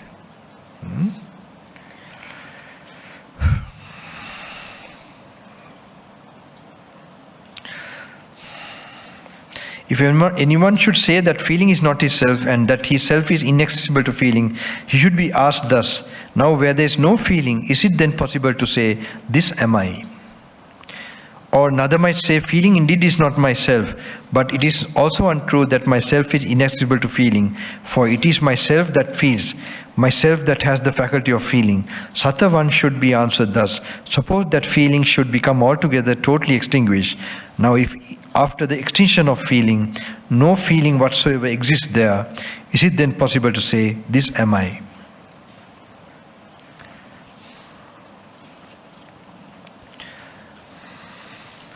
To assert that the mind or the mind objects or mind consciousness constitute the self, such an assertion is unfounded. For an arising and passing away is seen there.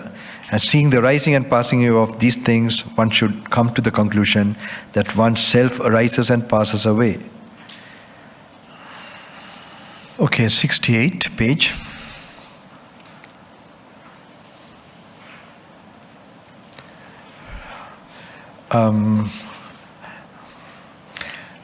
I know you all are all very earnest. You write the page number as well as the details, okay? I know some in Australia somewhere, of course they were really like very vague and with a lot of, maybe someone forced them to come to see, when I have finished the retreat, to see they have read only the parts that I have read. This is just, you have to read all the whole thing, you know that, right? I'm sure it's not going to be misunderstood that much. And 68 page, symmetric meditations.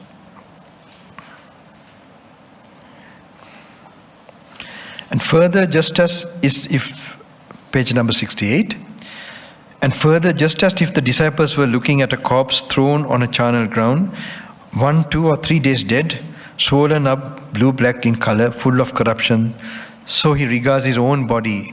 This body of mine also has this nature, has this destiny, and cannot escape it. And further, just as, now this is very important how you practice this, okay? This, actually you can have an actual decaying body, or you can imagine one. But imagining one is more powerful than actually having a decayed body in front of you. In fact, my entertainment place is the burning grounds in India. As you have, not in India, actually Nepal. Okay, in Nepal, Kathmandu, when I am making arrangements to go to Tibet, Kailash. So when I am there, it's a city, right? So in the evening, there's an inspiring place for me. It's called Pashupatinath, where all bodies are brought for cremation. And that is the tradition there, open. So actually, I'm not looking at the bodies, tell you honestly. I am seeing the suffering of the relations. This is not an artificial suffering, the attachment. Their bodies are lifeless from sadness and shock. When you see that, a lot of compassion comes to think of the plight of humanity. In fact, I go for that, and there is all these sacred rituals going on.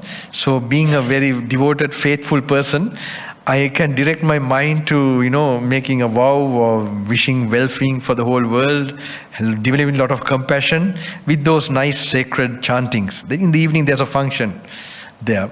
So I take part for that. I go there daily, just see the reality, very gross suffering. You can see the bodies of the people, the relations, how lifeless they are going. They are like, nothing can make them happy again. When a loved one, a close person, is taken away from you. Only thing that can make them happy is actually if they correct their view and that craving goes away from them. I have seen in the retreats, this has happened to people who they couldn't erase that pain, and slowly it was going away, and I knew that. And they came and, Bhante, now only that pain really reduced in my heart. I can understand. Because the delusion that makes you hold to that will slowly taken away.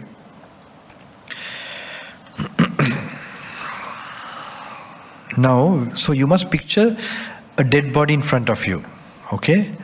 So just visualize it. That's more powerful than actually seeing, because you're exercising your imagination. All right? Then the factor of imaging a thought like that, it's more powerful than actually visualizing. Just it's very apparent when you are seeing it visually. But the imaging will be more powerful. So imagine like a dead body there. And then whatever is said here, just picture that happening. And then relate it to you. That's what you're doing. That this body will also go through this. That is not made up of metal or some granite or stone or whatever. This body is made with flesh and bones that has the same possibility and destiny. And further, just as if the disciples were looking at a corpse thrown on a charnel ground, 1, 2 or 3 days dead, swollen up, blue-black in color, full of corruptions, so he regards his own body. This body of mine also has this nature, has this destiny, and cannot escape it. And further, just as if the disciples were looking at a corpse thrown on a charnel ground, eaten by crows, hawks or vultures, by dogs or jackals, or devoured by all kinds of worms, so he regards his own body. This body of mine also has the nature. This nature has this destiny and cannot escape it.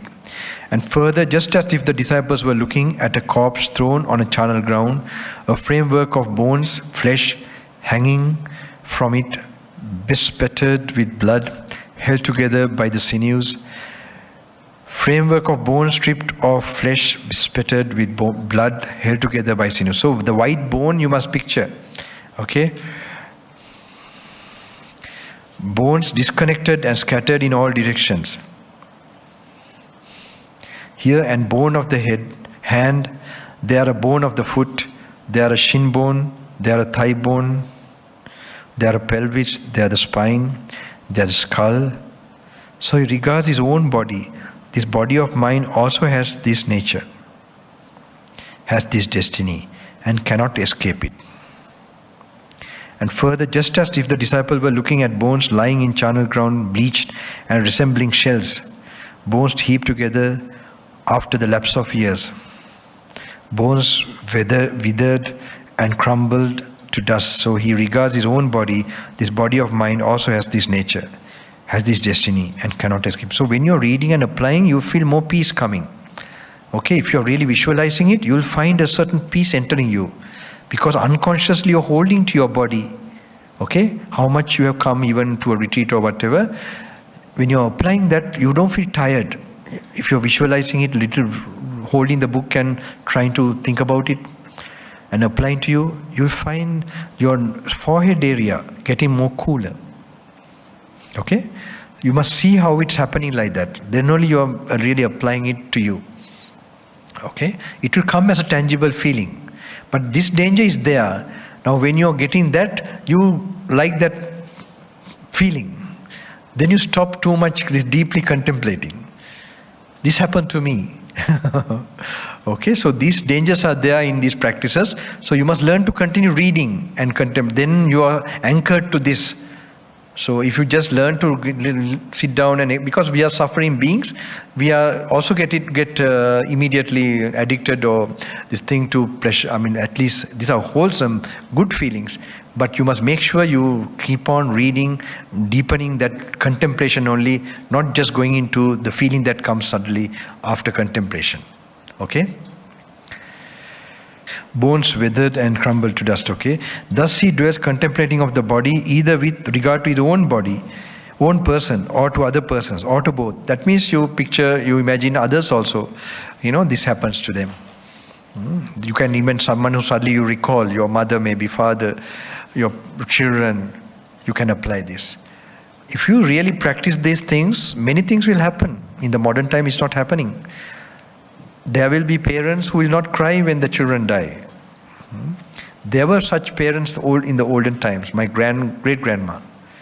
When the son was dying, she didn't go there even. She lit a lamp and with a japamala, rosary.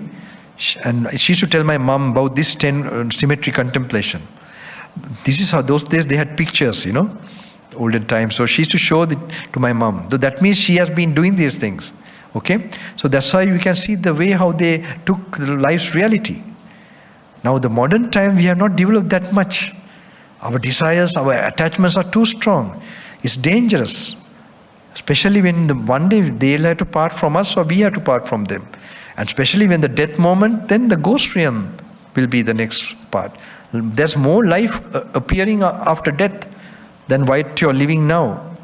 So you must really make sure that level of attachment, that you're absorbing yourself enough and then enjoying peacefulness in this present life and also performing your duties doing your main duty, making yourself liberated from defilements and so on. It doesn't make you will be a bad person. If you are a wife, you will become a super wife. If you are a husband, you will become a super husband. You'll be more considerate and so on, and they will get more faith.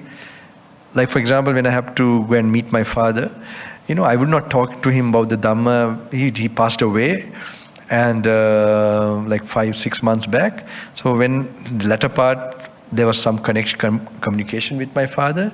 So I would, I would tell my assistant or whatever we were going, maybe some chocolate ice cream or chocolate cake or whatever, because knowing he's at that level, what he's going through, the type of feelings he wants to, so he also must be wondering how this monk coming and gave me chocolate. But he really, I think, had a great, this thing coming to in the latter period. Okay, and also detachment and peace was entering his mind more. So this is very important according to the person. If I felt in my father and want to drive him, to attain this and all that, then this attachment will block your right way of interaction. You won't be a help to anyone.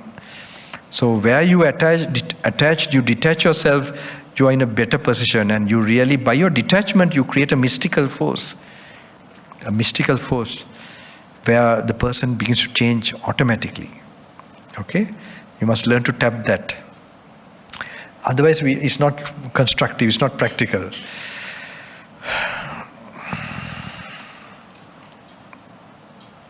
Okay, page number 68.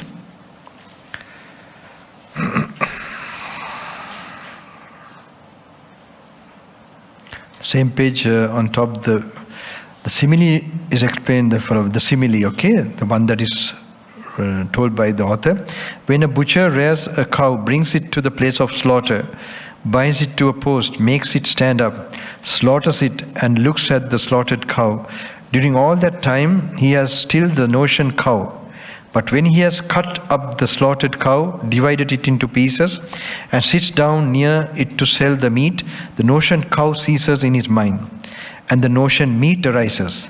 He does not think that he is selling a cow or that people buy a cow, but that it is meat that is sold and bought. Similarly, in an ignorant worldling, whether monk or layman, the concepts being, man, personality will not cease until he has mentally dissected this body of his as it stands and moves, and has contemplated it according to its component elements. But when he has done so, the notion personality will disappear, and his mind will become firmly established in the contemplation of the elements.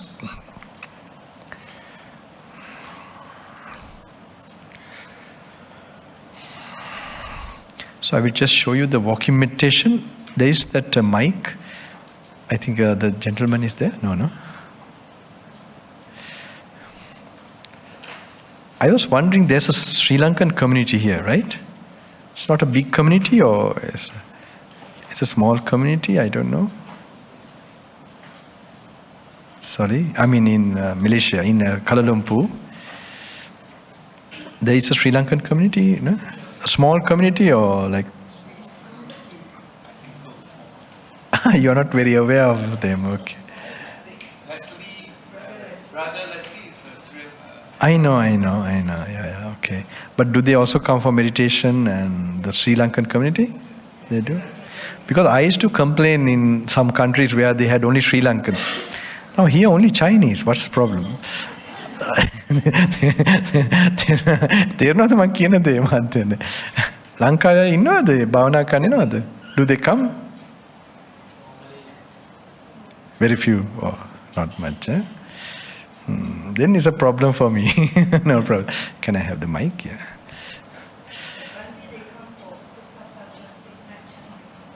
Upasata chanting, okay. Dana and okay, like that.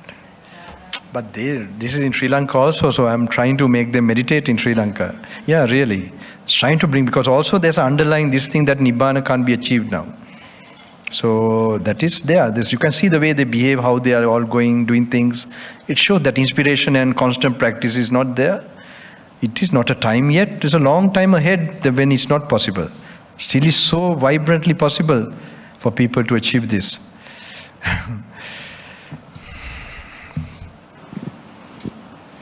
So you can actually, walking meditation should be, you can stay where you are. A walking meditation should be, is a constant meditation. It can't be only for walking meditation, okay? But at least specifically when you are trying to, make it meditation, then now when you have, say, I will start from here maybe. So now I walk up till here.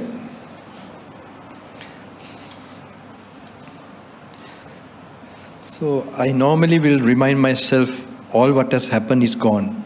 Okay? Atitam pahinantang. The past is gone. The future has not come. So pachuppanne cha dhammesu tata tata vipassati. So this is what I heard when I used to hold my teacher's hand and then take him to, when he was with a walking stick, okay? So this was a live transmission of that time. That he tell, these are the meditation objects. Later on in the kutis to tell me what we are now, this thing, they are the meditation object. So there he has a certain order how it's done. So you have, what you're reading, you must learn to think about this contemplation, the think of the Dhamma, okay? And also pay your attention to the present moment. So you have to shift these two. So now, initially, at least when you stand up for walking, you must think the past is gone, the future has not come. So at least I must learn to forget what I was doing there while seated, okay? And then leave it aside, and then feel right now. Then I can see my body standing. Then, like you're watching from outside, kayang ananta adino avaso sabbaroga rukshamulo. The body, like Buddha is talking to you, and you must, kayang ananta adino, body is full of diseases and sufferings. Ananta adino avaso sabbaroga rukshamulo. It is full of diseases and a place for disease. Okay? Ananta adino avaso sabbaroga rukshamulo. Then gate chite bhasite tunnibaye sampajanyakayo bhikkhu. This Buddha says, when you're going, coming, be mindful of your bodily posture. Okay? And gachanto gacchami. So I am aware that I am going. Okay? Walking. Gachanto gacchami. So while I'm walking, I'm seeing my leg below and then the flow. So then you see how this body is supported. Aharan sambuddhan kayo. Aharan aniccan dukkhan anatta. Kayang aniccan dukkhan anatta. Aharam, food is impermanent, suffering, not yourself. Therefore, the body is also impermanent, suffering, not yourself. Sabba sankhara aniccan dukkhan anatta. Sabba sankhara means all form conditioned things. That means including consciousness. Every experience of consciousness too is impermanent, suffering, not yourself. Kayam puranang kammang abhisankatang abhisankchetang etang anityang nirodhatamang. Body is past kamma. Okay? Now you're seeing your legs and the entire body. It is past kamma. It is conditioned. Abhisankatang abhisankchetang etang. What you have intended is manifested in this body as a body. So the intentions, that energy is also impermanent, karmic energy. Therefore, the body also has to be impermanent. This is a contemplative part while you're walking.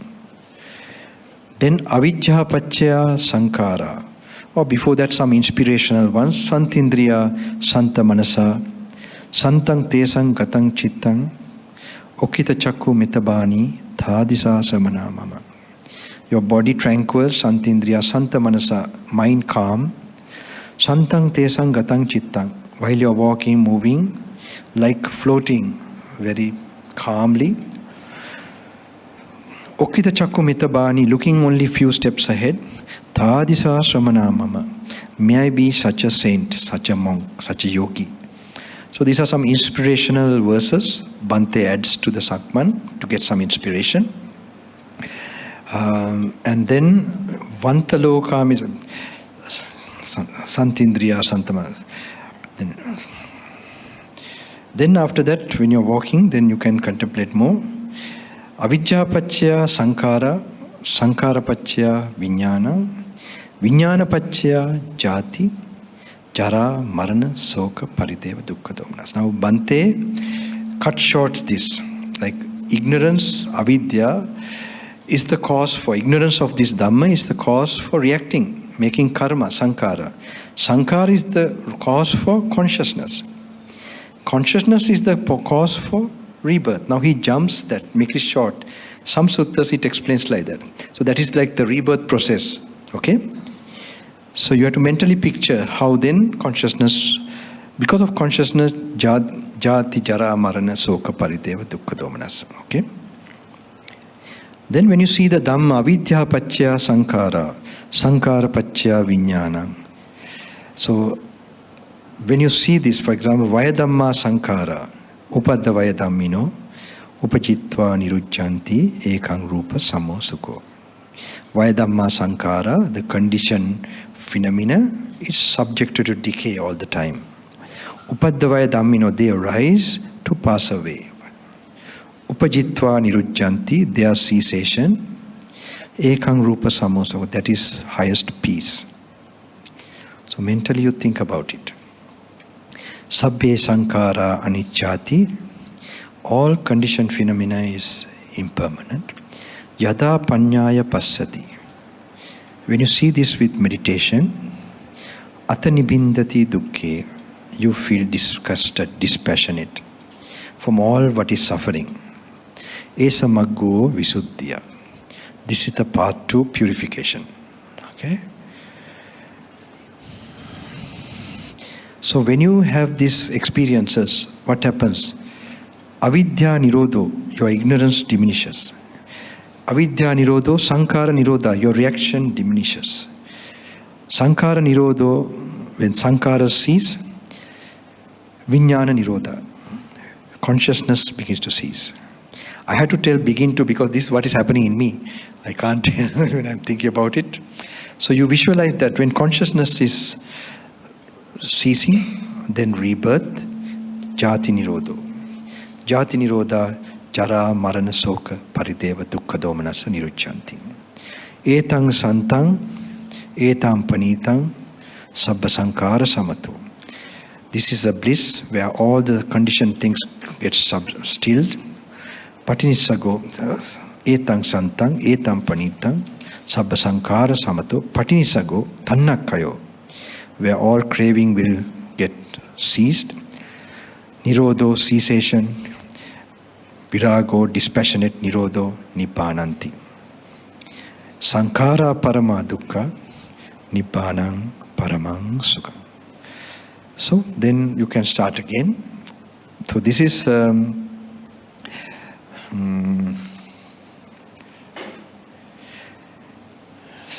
so whatever you're reading also you can do like this.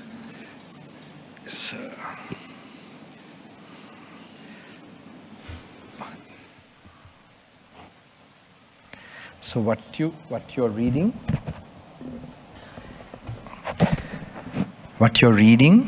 you can make your own walking meditation, all right? So you have some idea. So you can see whether you're doing it that way or not. I can see now, if you're watching the touch of the leg or something, a technique-based sakmana, that's how it is done. You see the person going very slow, isn't it? So it's not very slow. Or you're thinking too much and going, you will be very fast. Too much. So it will be medium, like you learn to focus, try to think. So that's a special exercise you learn to master. All right? Is it clear to everybody how it is done? So you read and then what like, learn to think about it, contemplate it while you're walking. So that is what with my teacher, the part, some parts, most of it is there. So it is, he used to tell this is the object of meditation in the Buddha's teaching. So now what you're reading, he has taken from that some words from Pali, what Buddha is instructing, and then you are doing according to that. Okay. This is a very important one. This is way how you might one day experience Nibbana. Not in the seating meditation. Okay, so mostly in the walking meditation, there's a possibility of those chances. It's created.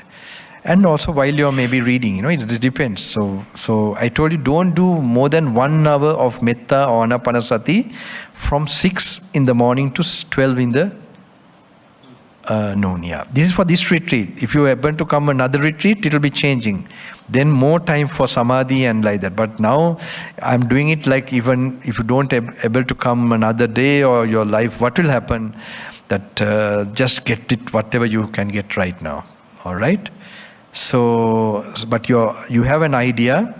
It's not that fast reading. It is actually that you have to master that contemplation. So when you have left here, you can do that on your own. At your bedside, you can keep the book relaxingly, make your life more calm and conducive for realization. And the books are there. You can achieve this. At least you get a very clear way how to read it, practice this. And make sure you really diminish your interaction with in the phone and all that, just for your work purpose. At least to be meditative, you have to do that. I don't see otherwise, it will be an unfulfilled dream to go on this path if you continue to postpone this. I actually neglected my studies. Even I did a job for a short while. I even neglected that just to do this. So I thought later, in those days I thought if I did those things well and neglected this, I would have been regretting now. But I don't do that now. I wish I could do more of this practice, because this really makes you come to an end in the journey. So I think I've shown you the walking meditation. Tomorrow after 12, because in case I come in the evening, don't wait for me, okay? You'll have to do it on your own. I met my teacher after 2 days I met him. So I don't know, in the retreats they got used to me coming every day. Okay, but I don't think this much, the way we practice it was like that. You must learn to get that solitary feeling and be with you. Not being focused on what I'm reading and looking at me, or that's not a very good for this practice.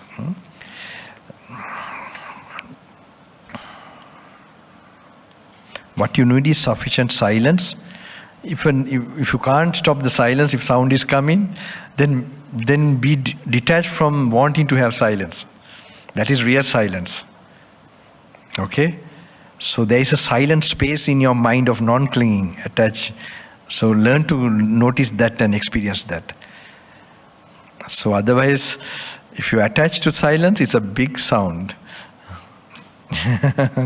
So be careful with that. I have a lot of stories about this. So you must master that. You see what disturbs you. There's a craving behind it. So it's not craving is not created by the object, it's created by you. So you learn to watch that, be wise enough, and then let go of that. So then you have come to silence within you. It's unavoidable. What to do? Okay. Okay, page number 25.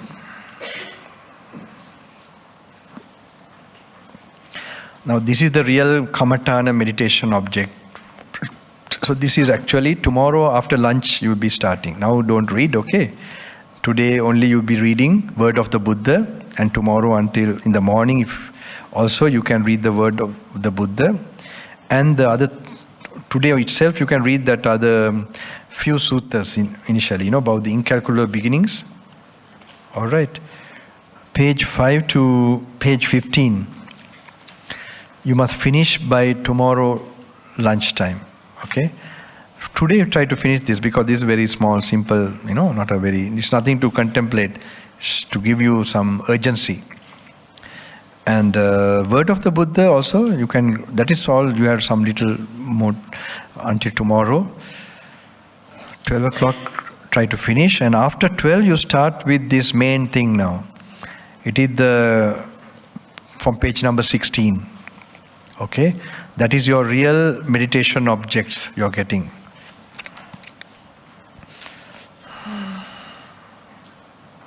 So one of them I'm going to read for you.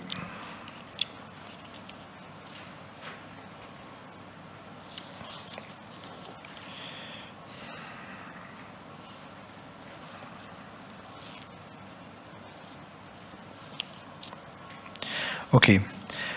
Halindakan, page number 22.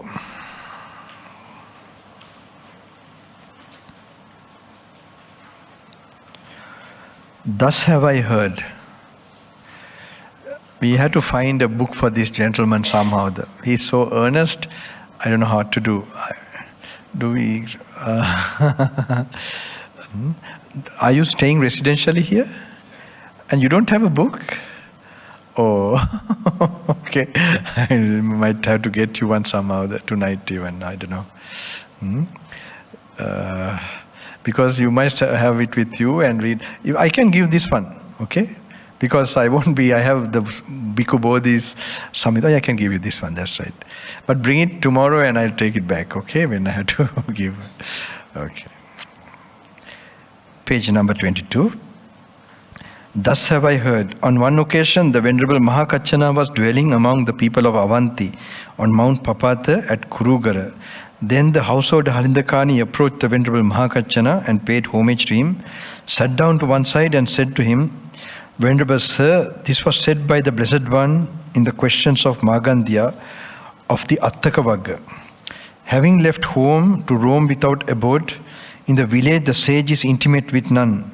Rid of sensual pleasures without expectations, he would not engage people in dispute. How, Venerable Sir, should the meaning of this stated by Blessed One in the brief be understood in detail? Now this very important. The form element householder is the home of consciousness. One whose consciousness is shackled by lust for the form element is called one who roams about in a home. The feeling element is the home of consciousness. One whose consciousness is shackled by lust for the feeling element is called one who roams about in a home. The perception element is the home of consciousness.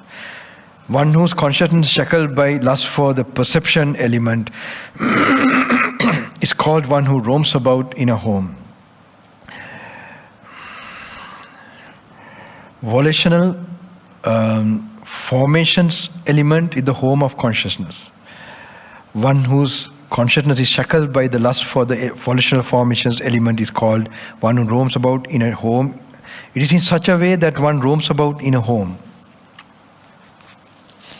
And how, householder, does one roams about homeless? No.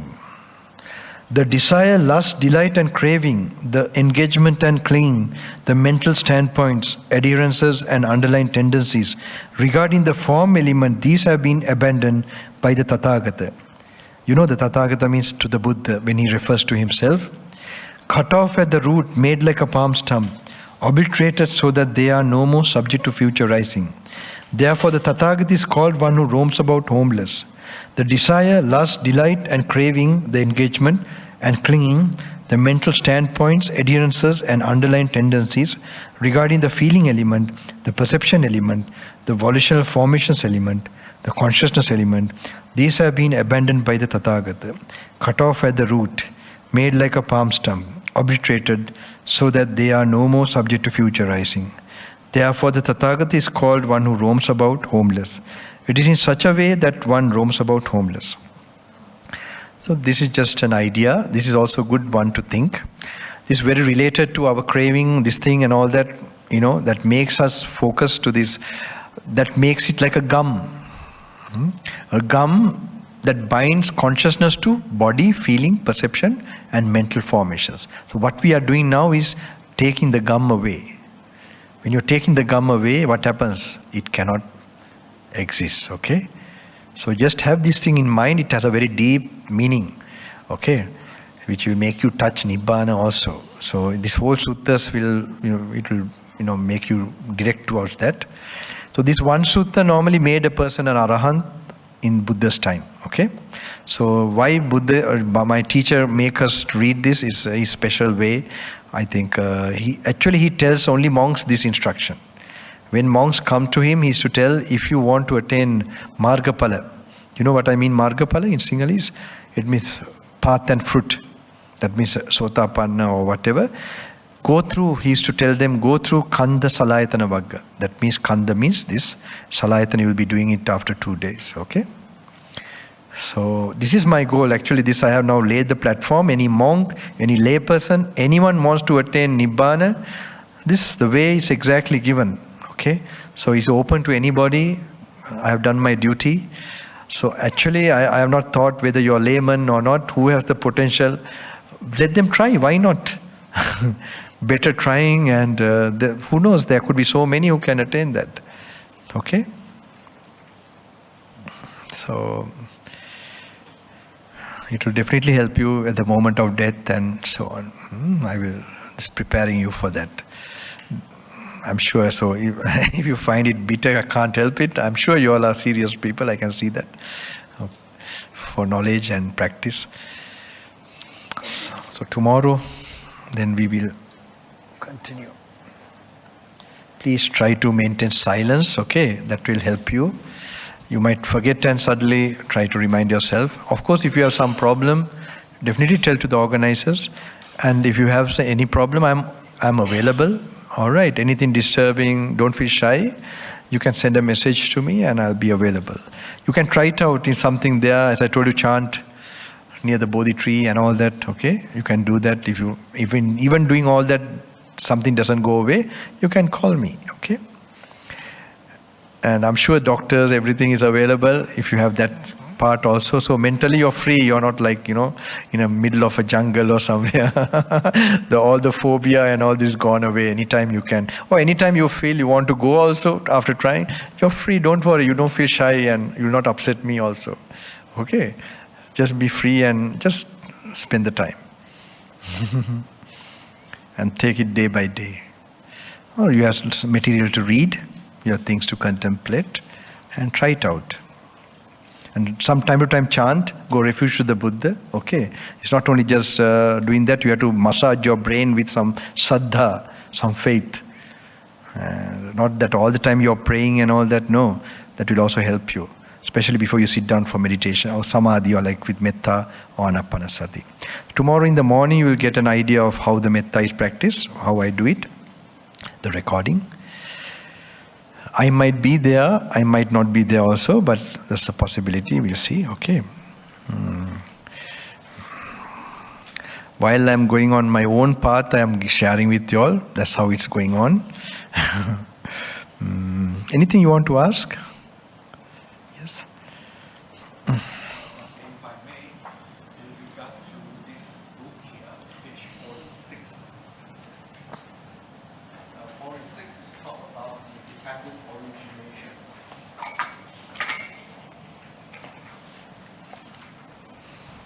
The first is the avijja.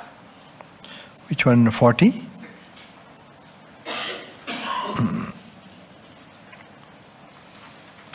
Yes. Dependent origination. So the first is the ignorance of avijja. Then if we turn to page 39, the 10 factors, samyojana. Yes. For an arahant, the number 10, avijja, Yes. the last he get rid of. Mm-hmm. So, which Bhante mind telling me, the difference in dependent origination of the avijja is number 1, and for the 10 factors for arahant is number 2. Yeah. Because the last for him to attain arhatship will be the sense of I, which is underlying. Of course, the view of I is already this thing at attaining the first stage. But that sense of I will be even anagami, it will be there, lingering. And it's finally taken away, taken out. And craving is also completely taken out. So that can only happen when completely ignorant nature within the arahant is completely gone. So it is in the Paticca ignorance is more specific about the Four Noble Truths and the Paticca. So actually they are related.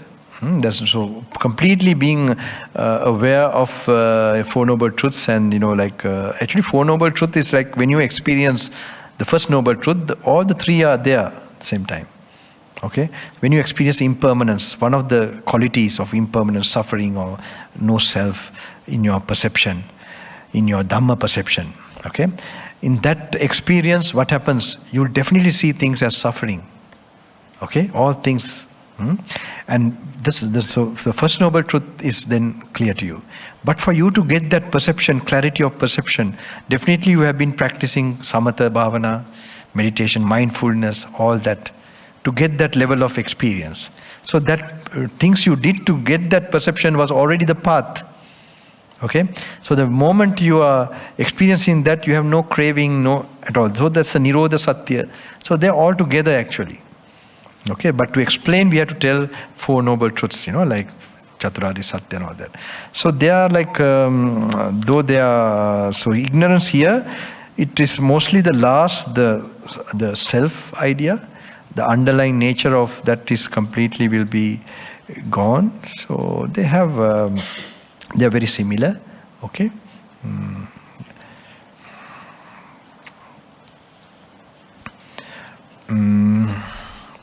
What you have to focus is that to see the cause and effect thing always. Somewhere what you feel interested, like avidya paccha sankhara. If you don't have avidya, then sankhara won't happen. So like that, if sankhara paccha vijnana, if sankhara is getting diminished or reduced or annihilated, then vijnana cannot, consciousness will not arise. So there are these universal links, connections. Whatever you hear, you find it interesting, then you can think about that. Not what I'm saying also. May you meet the Buddha himself and have your own conversation with him.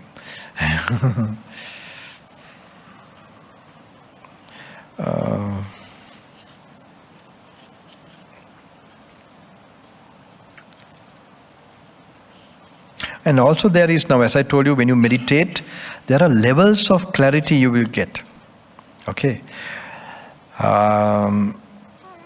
Now this will stimulate you. So 1 day, 2 days when you're practicing, I tell to explain. Now this is called evam passang yata bhutang in Pali. You see things as they are.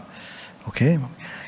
When you get that actual experience, there's another thing that happens. Evam passang yata bhutang nibbindati, viracchati, nirodeti, nibbānanti. Nibbindati. That's a very special effect. Nibbinda means like, you could say, you get a sudden, like a shock. Okay? I explain it like this. For example, say I tell there's a snake in this room. And it's a shock and it gives you peace. It makes you let go. It is like normally, this is not a normal experience we had before. Like for example, a ghost or a devata, do you think we like to experience suddenly? We might wish, but if it really happens, we get freaked out. Right? I had some experiences in a mountain top. This was very like 3-4 people, 4 of us. We got some information also that this particular deity will come to this sacred. It is actually the Buddha's footprint in Sri Lanka, the Adam's Peak. So there on the top, at around 12, we got to know it. So we climbed the mountain when I was young. And when we were there, it's so cold. We were in the security room, the footprint is a little further up. So not further, very near, like there. And the security guards were, this off season. So it's raining, cold and all that. So we just waited there, huddled up. Around 12 o'clock, my other friend is telling, Shanaka, can you hear? So I was trying to pay attention. Yes, I do hear. It's like the flutes, You have this in Sri Lanka, this foo, and then the tom-tom drums. This is going on. Then, really, you want to stay there. You don't want to open and go. You just can't. So similarly, something you see reality, like even impermanence, you see it, experience, realize it in a very, very clear way. It gives you a shock actually. But that shock is the one that creates that desirelessness, dispassion. You let go. Nibbindati viracchati nirodeti. Immediately you are in touch with Nibbana. Okay? So like you say there's a snake here, I say for example. So you all are looking, Bhante said there's a snake. And suddenly you begin to see the tail coming out from the cushion. Will you not get sudden this thing? Same way in these words, when you're now going through this in solitude or something, at least you're paying the way. I remember in our first retreat, so I need the translations in Sri Lankan language. So we had to find a clearer translation. It's very tough, I find for China, like in America, the Chinese community, I had got the Chinese translation. So they are master. They have got so many different translations, and then they have found the one that is very, So I was asking here also, but I got to know they are well English educated. So that's okay. Then English translation is no problem. So that's really a benefit. That's one great benefit, that I also was in Southern Africa and then got my English for that purpose. Yeah, the translations are very good. So that you don't have to, now they have put old Sri Lankan language, and even the Chinese are same. It's not what you normally speak. So then, this lady, she told me, there's another edition in Sri Lanka. She said, I like that edition. It's an old edition, but with old Sinhalese. So that's why people are put off to read the original suttas. It's so tiring to read, and so they have left it. So then the path to Nibbana, they depend on monks preaching, talking, and how do you know how much they are sending you on the right path? They might have experienced great inspiration also from their own personal, but whether they have actually touched the real Nibbana is a question mark. So anyway, I told her, don't worry, we have only these books, you continue. And the fourth day, I saw she's coming and telling me, Bhante, can I stay here some more time with this book? Then I knew she has at least seen the tale, This will have an impact on you. That saddha will increase, because you're actually sort of seeing at least the real, you could say the shadow of Buddha even. That faith will increase, because that special wisdom might has an effect on that. Okay. Now, the other thing is very important. Don't be so anxious now, like, oh, I'm going to open that wisdom eye, and I'm going to get a shock now. Just do this. It may be this retreat, it may be someday in your life, but at least you're trotting on that path. Okay, be relaxed. This is the last advice I got from some of my still living, I would say, advisors. Just to relax, rest, and be. Even for my own practice, for my own further experiences, this is what I also have to do. Not expecting, but not being distracted also, not losing your energies in a different way, but keeping yourself joyful in the Dhamma and making sure you're exposing yourself to the teaching. Then something will happen at the right time. Okay? So nice here, in the temple atmosphere, right? You can hear the gong, and for a retreat is so nice. So though it's in a city, I think it's surrounded. And also there are churches and so many things around, like a sacred place. So you have to create sacred thoughts. So I hope you have a pleasant night, all right? And maybe you have to go to bed early also, around 9 or 8:30. So wish you good luck.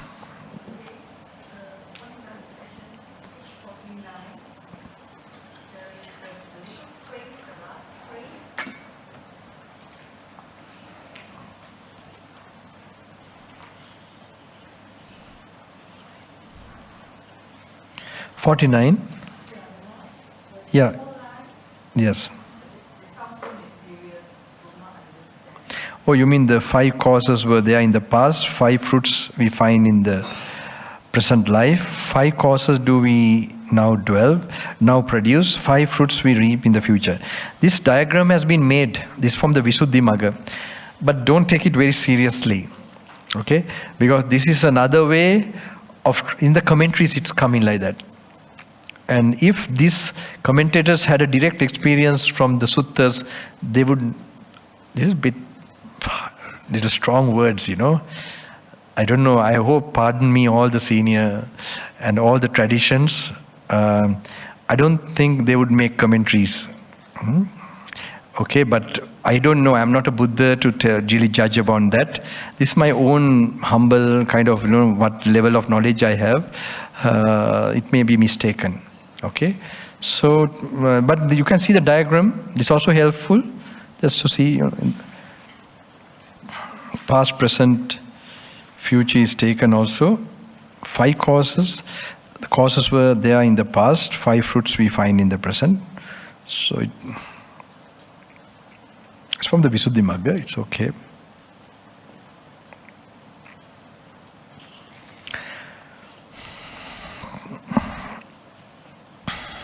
Actually, a lot of explanations and trying to know it from the words, it's okay, it's good effort, but not too much. So try to remain in the domain of what the Buddha is talking, then you will, get some insight. Just learn to ponder more further, not to be hurried to get an explanation from even the, some of the, even the ignorance, sankhara, all that. It's actually the conditioned thing you are contemplating, you will get those insights. It's not knowing the exact definition or the meaning of the word is going to contribute. You get it? But some idea, the other one is Saddhammadhara Sutta. Is it there in the big? So that will give you the explanation by the Buddha of all the links. I hope it's put in this, it's added into this.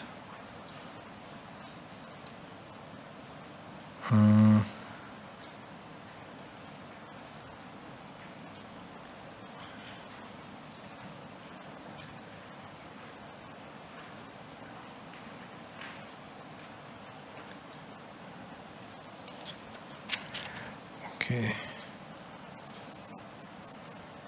Yeah, it is there. That also you must read tonight and tomorrow. Okay? That is in the big book, 319. 309, page 319 in the big book.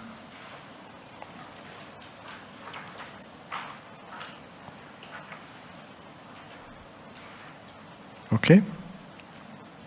That is Saddhammadhara Sutta. That will give you, but Buddha explains what is avidya, ignorance, what is sankhara. So just get from him how he explains sankhara. So, okay? What is vijnana, what is consciousness, like that he explains there. All right? I don't know whether it's Sariputta Maharatan was or the Buddha. Anyway, one of them. That will be good for your start, just so that you have some idea also. But you have an idea of body, feeling, perception, mental formation, it makes sense, right? The reaction part is meant like that, okay. But it's not knowing like that also is really making you to realize. That's the problem. So don't try to go too much into what is it there in that direction. Okay? So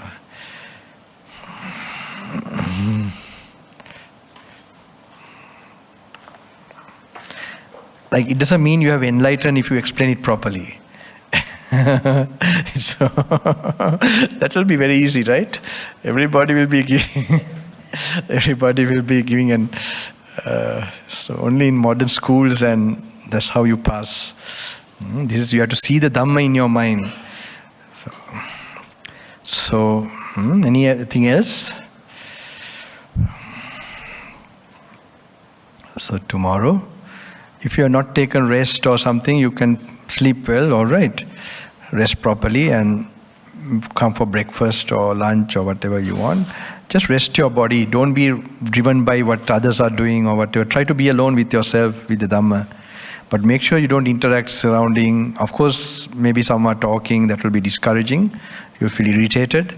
Then see, it is karma what to do. I must not attach to silence. And like that, watch your mind. That's a big progress you will get. Okay, to see your faults, not the faults around you. Right? Even in your room, maybe certain things might happen, and that's a good training. This is the real meditation, not that you're in silence, no one disturbing you and sitting, no. And you can come to the hall, and I don't know, the Bodhi tree area, I don't know where you can be. Try to be in the areas where not too many others are going and coming, so that...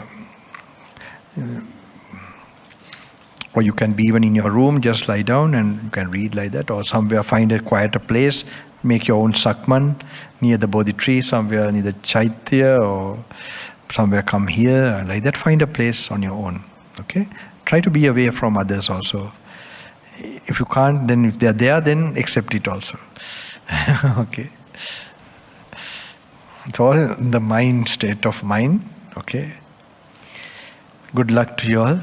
I wish you all good strength and no disturbance. Hopefully you'll get all support to do this practice. And think of this good karma, give it to your parents, relations, and from the lowest to the highest, all beings, and the all protective devas, Satarvaram devatas, the king of gods, then Brahma kings, Deva kings, and 32 crores of devatas. May they get a share of this good karma to protect who are practicing on this noble path, who are making this effort, and that good karma contribute to them too.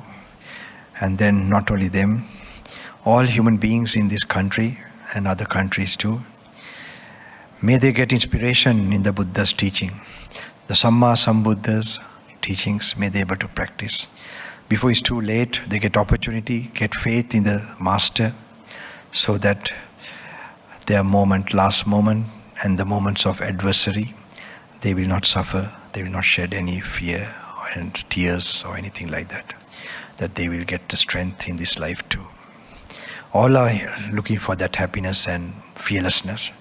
So wish them all. They have all been your parents or relations or somebody close to you in this long samsara, according to the Buddha.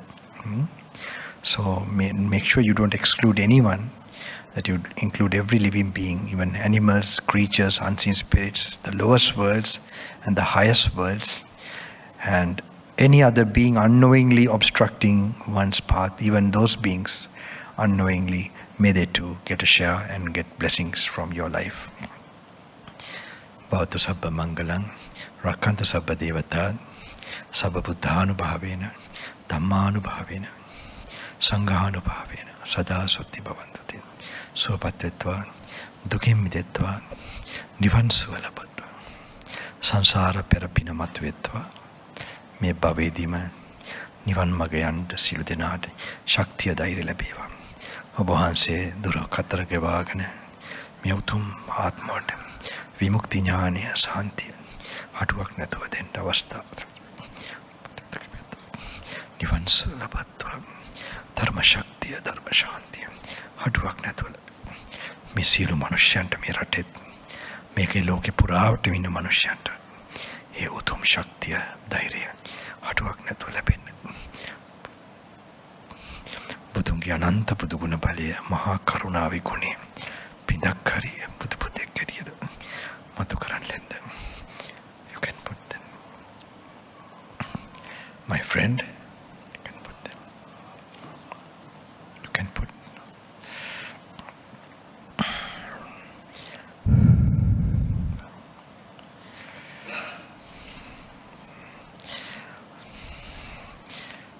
It's okay.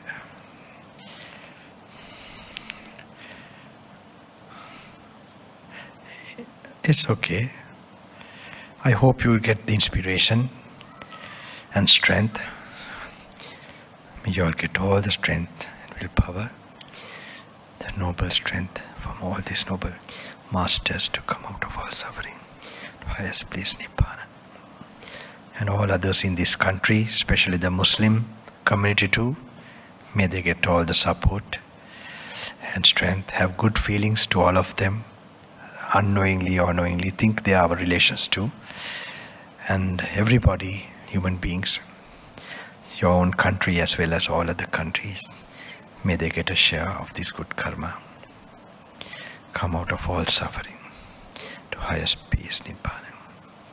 Buddha Mahatavaking, Hello Satunta Dikarupi, Sanasilla Saktiya, Yatibba Sri Vibhutya, Ratajati Nisunta, Saktiya Labitva. May that protection come to all of you. The Bodhi tree is also there, live Buddha in his physical form. That object is left for us to get some blessings and support in our difficult times and reflection. Desika vastu bohase vidyamana jivamana meta me sielu manushyanata me utum rakavarne shaktiya aduwak nathu labetwa. Sopatyatva dukimdetva nivan sulavat sansara perapim.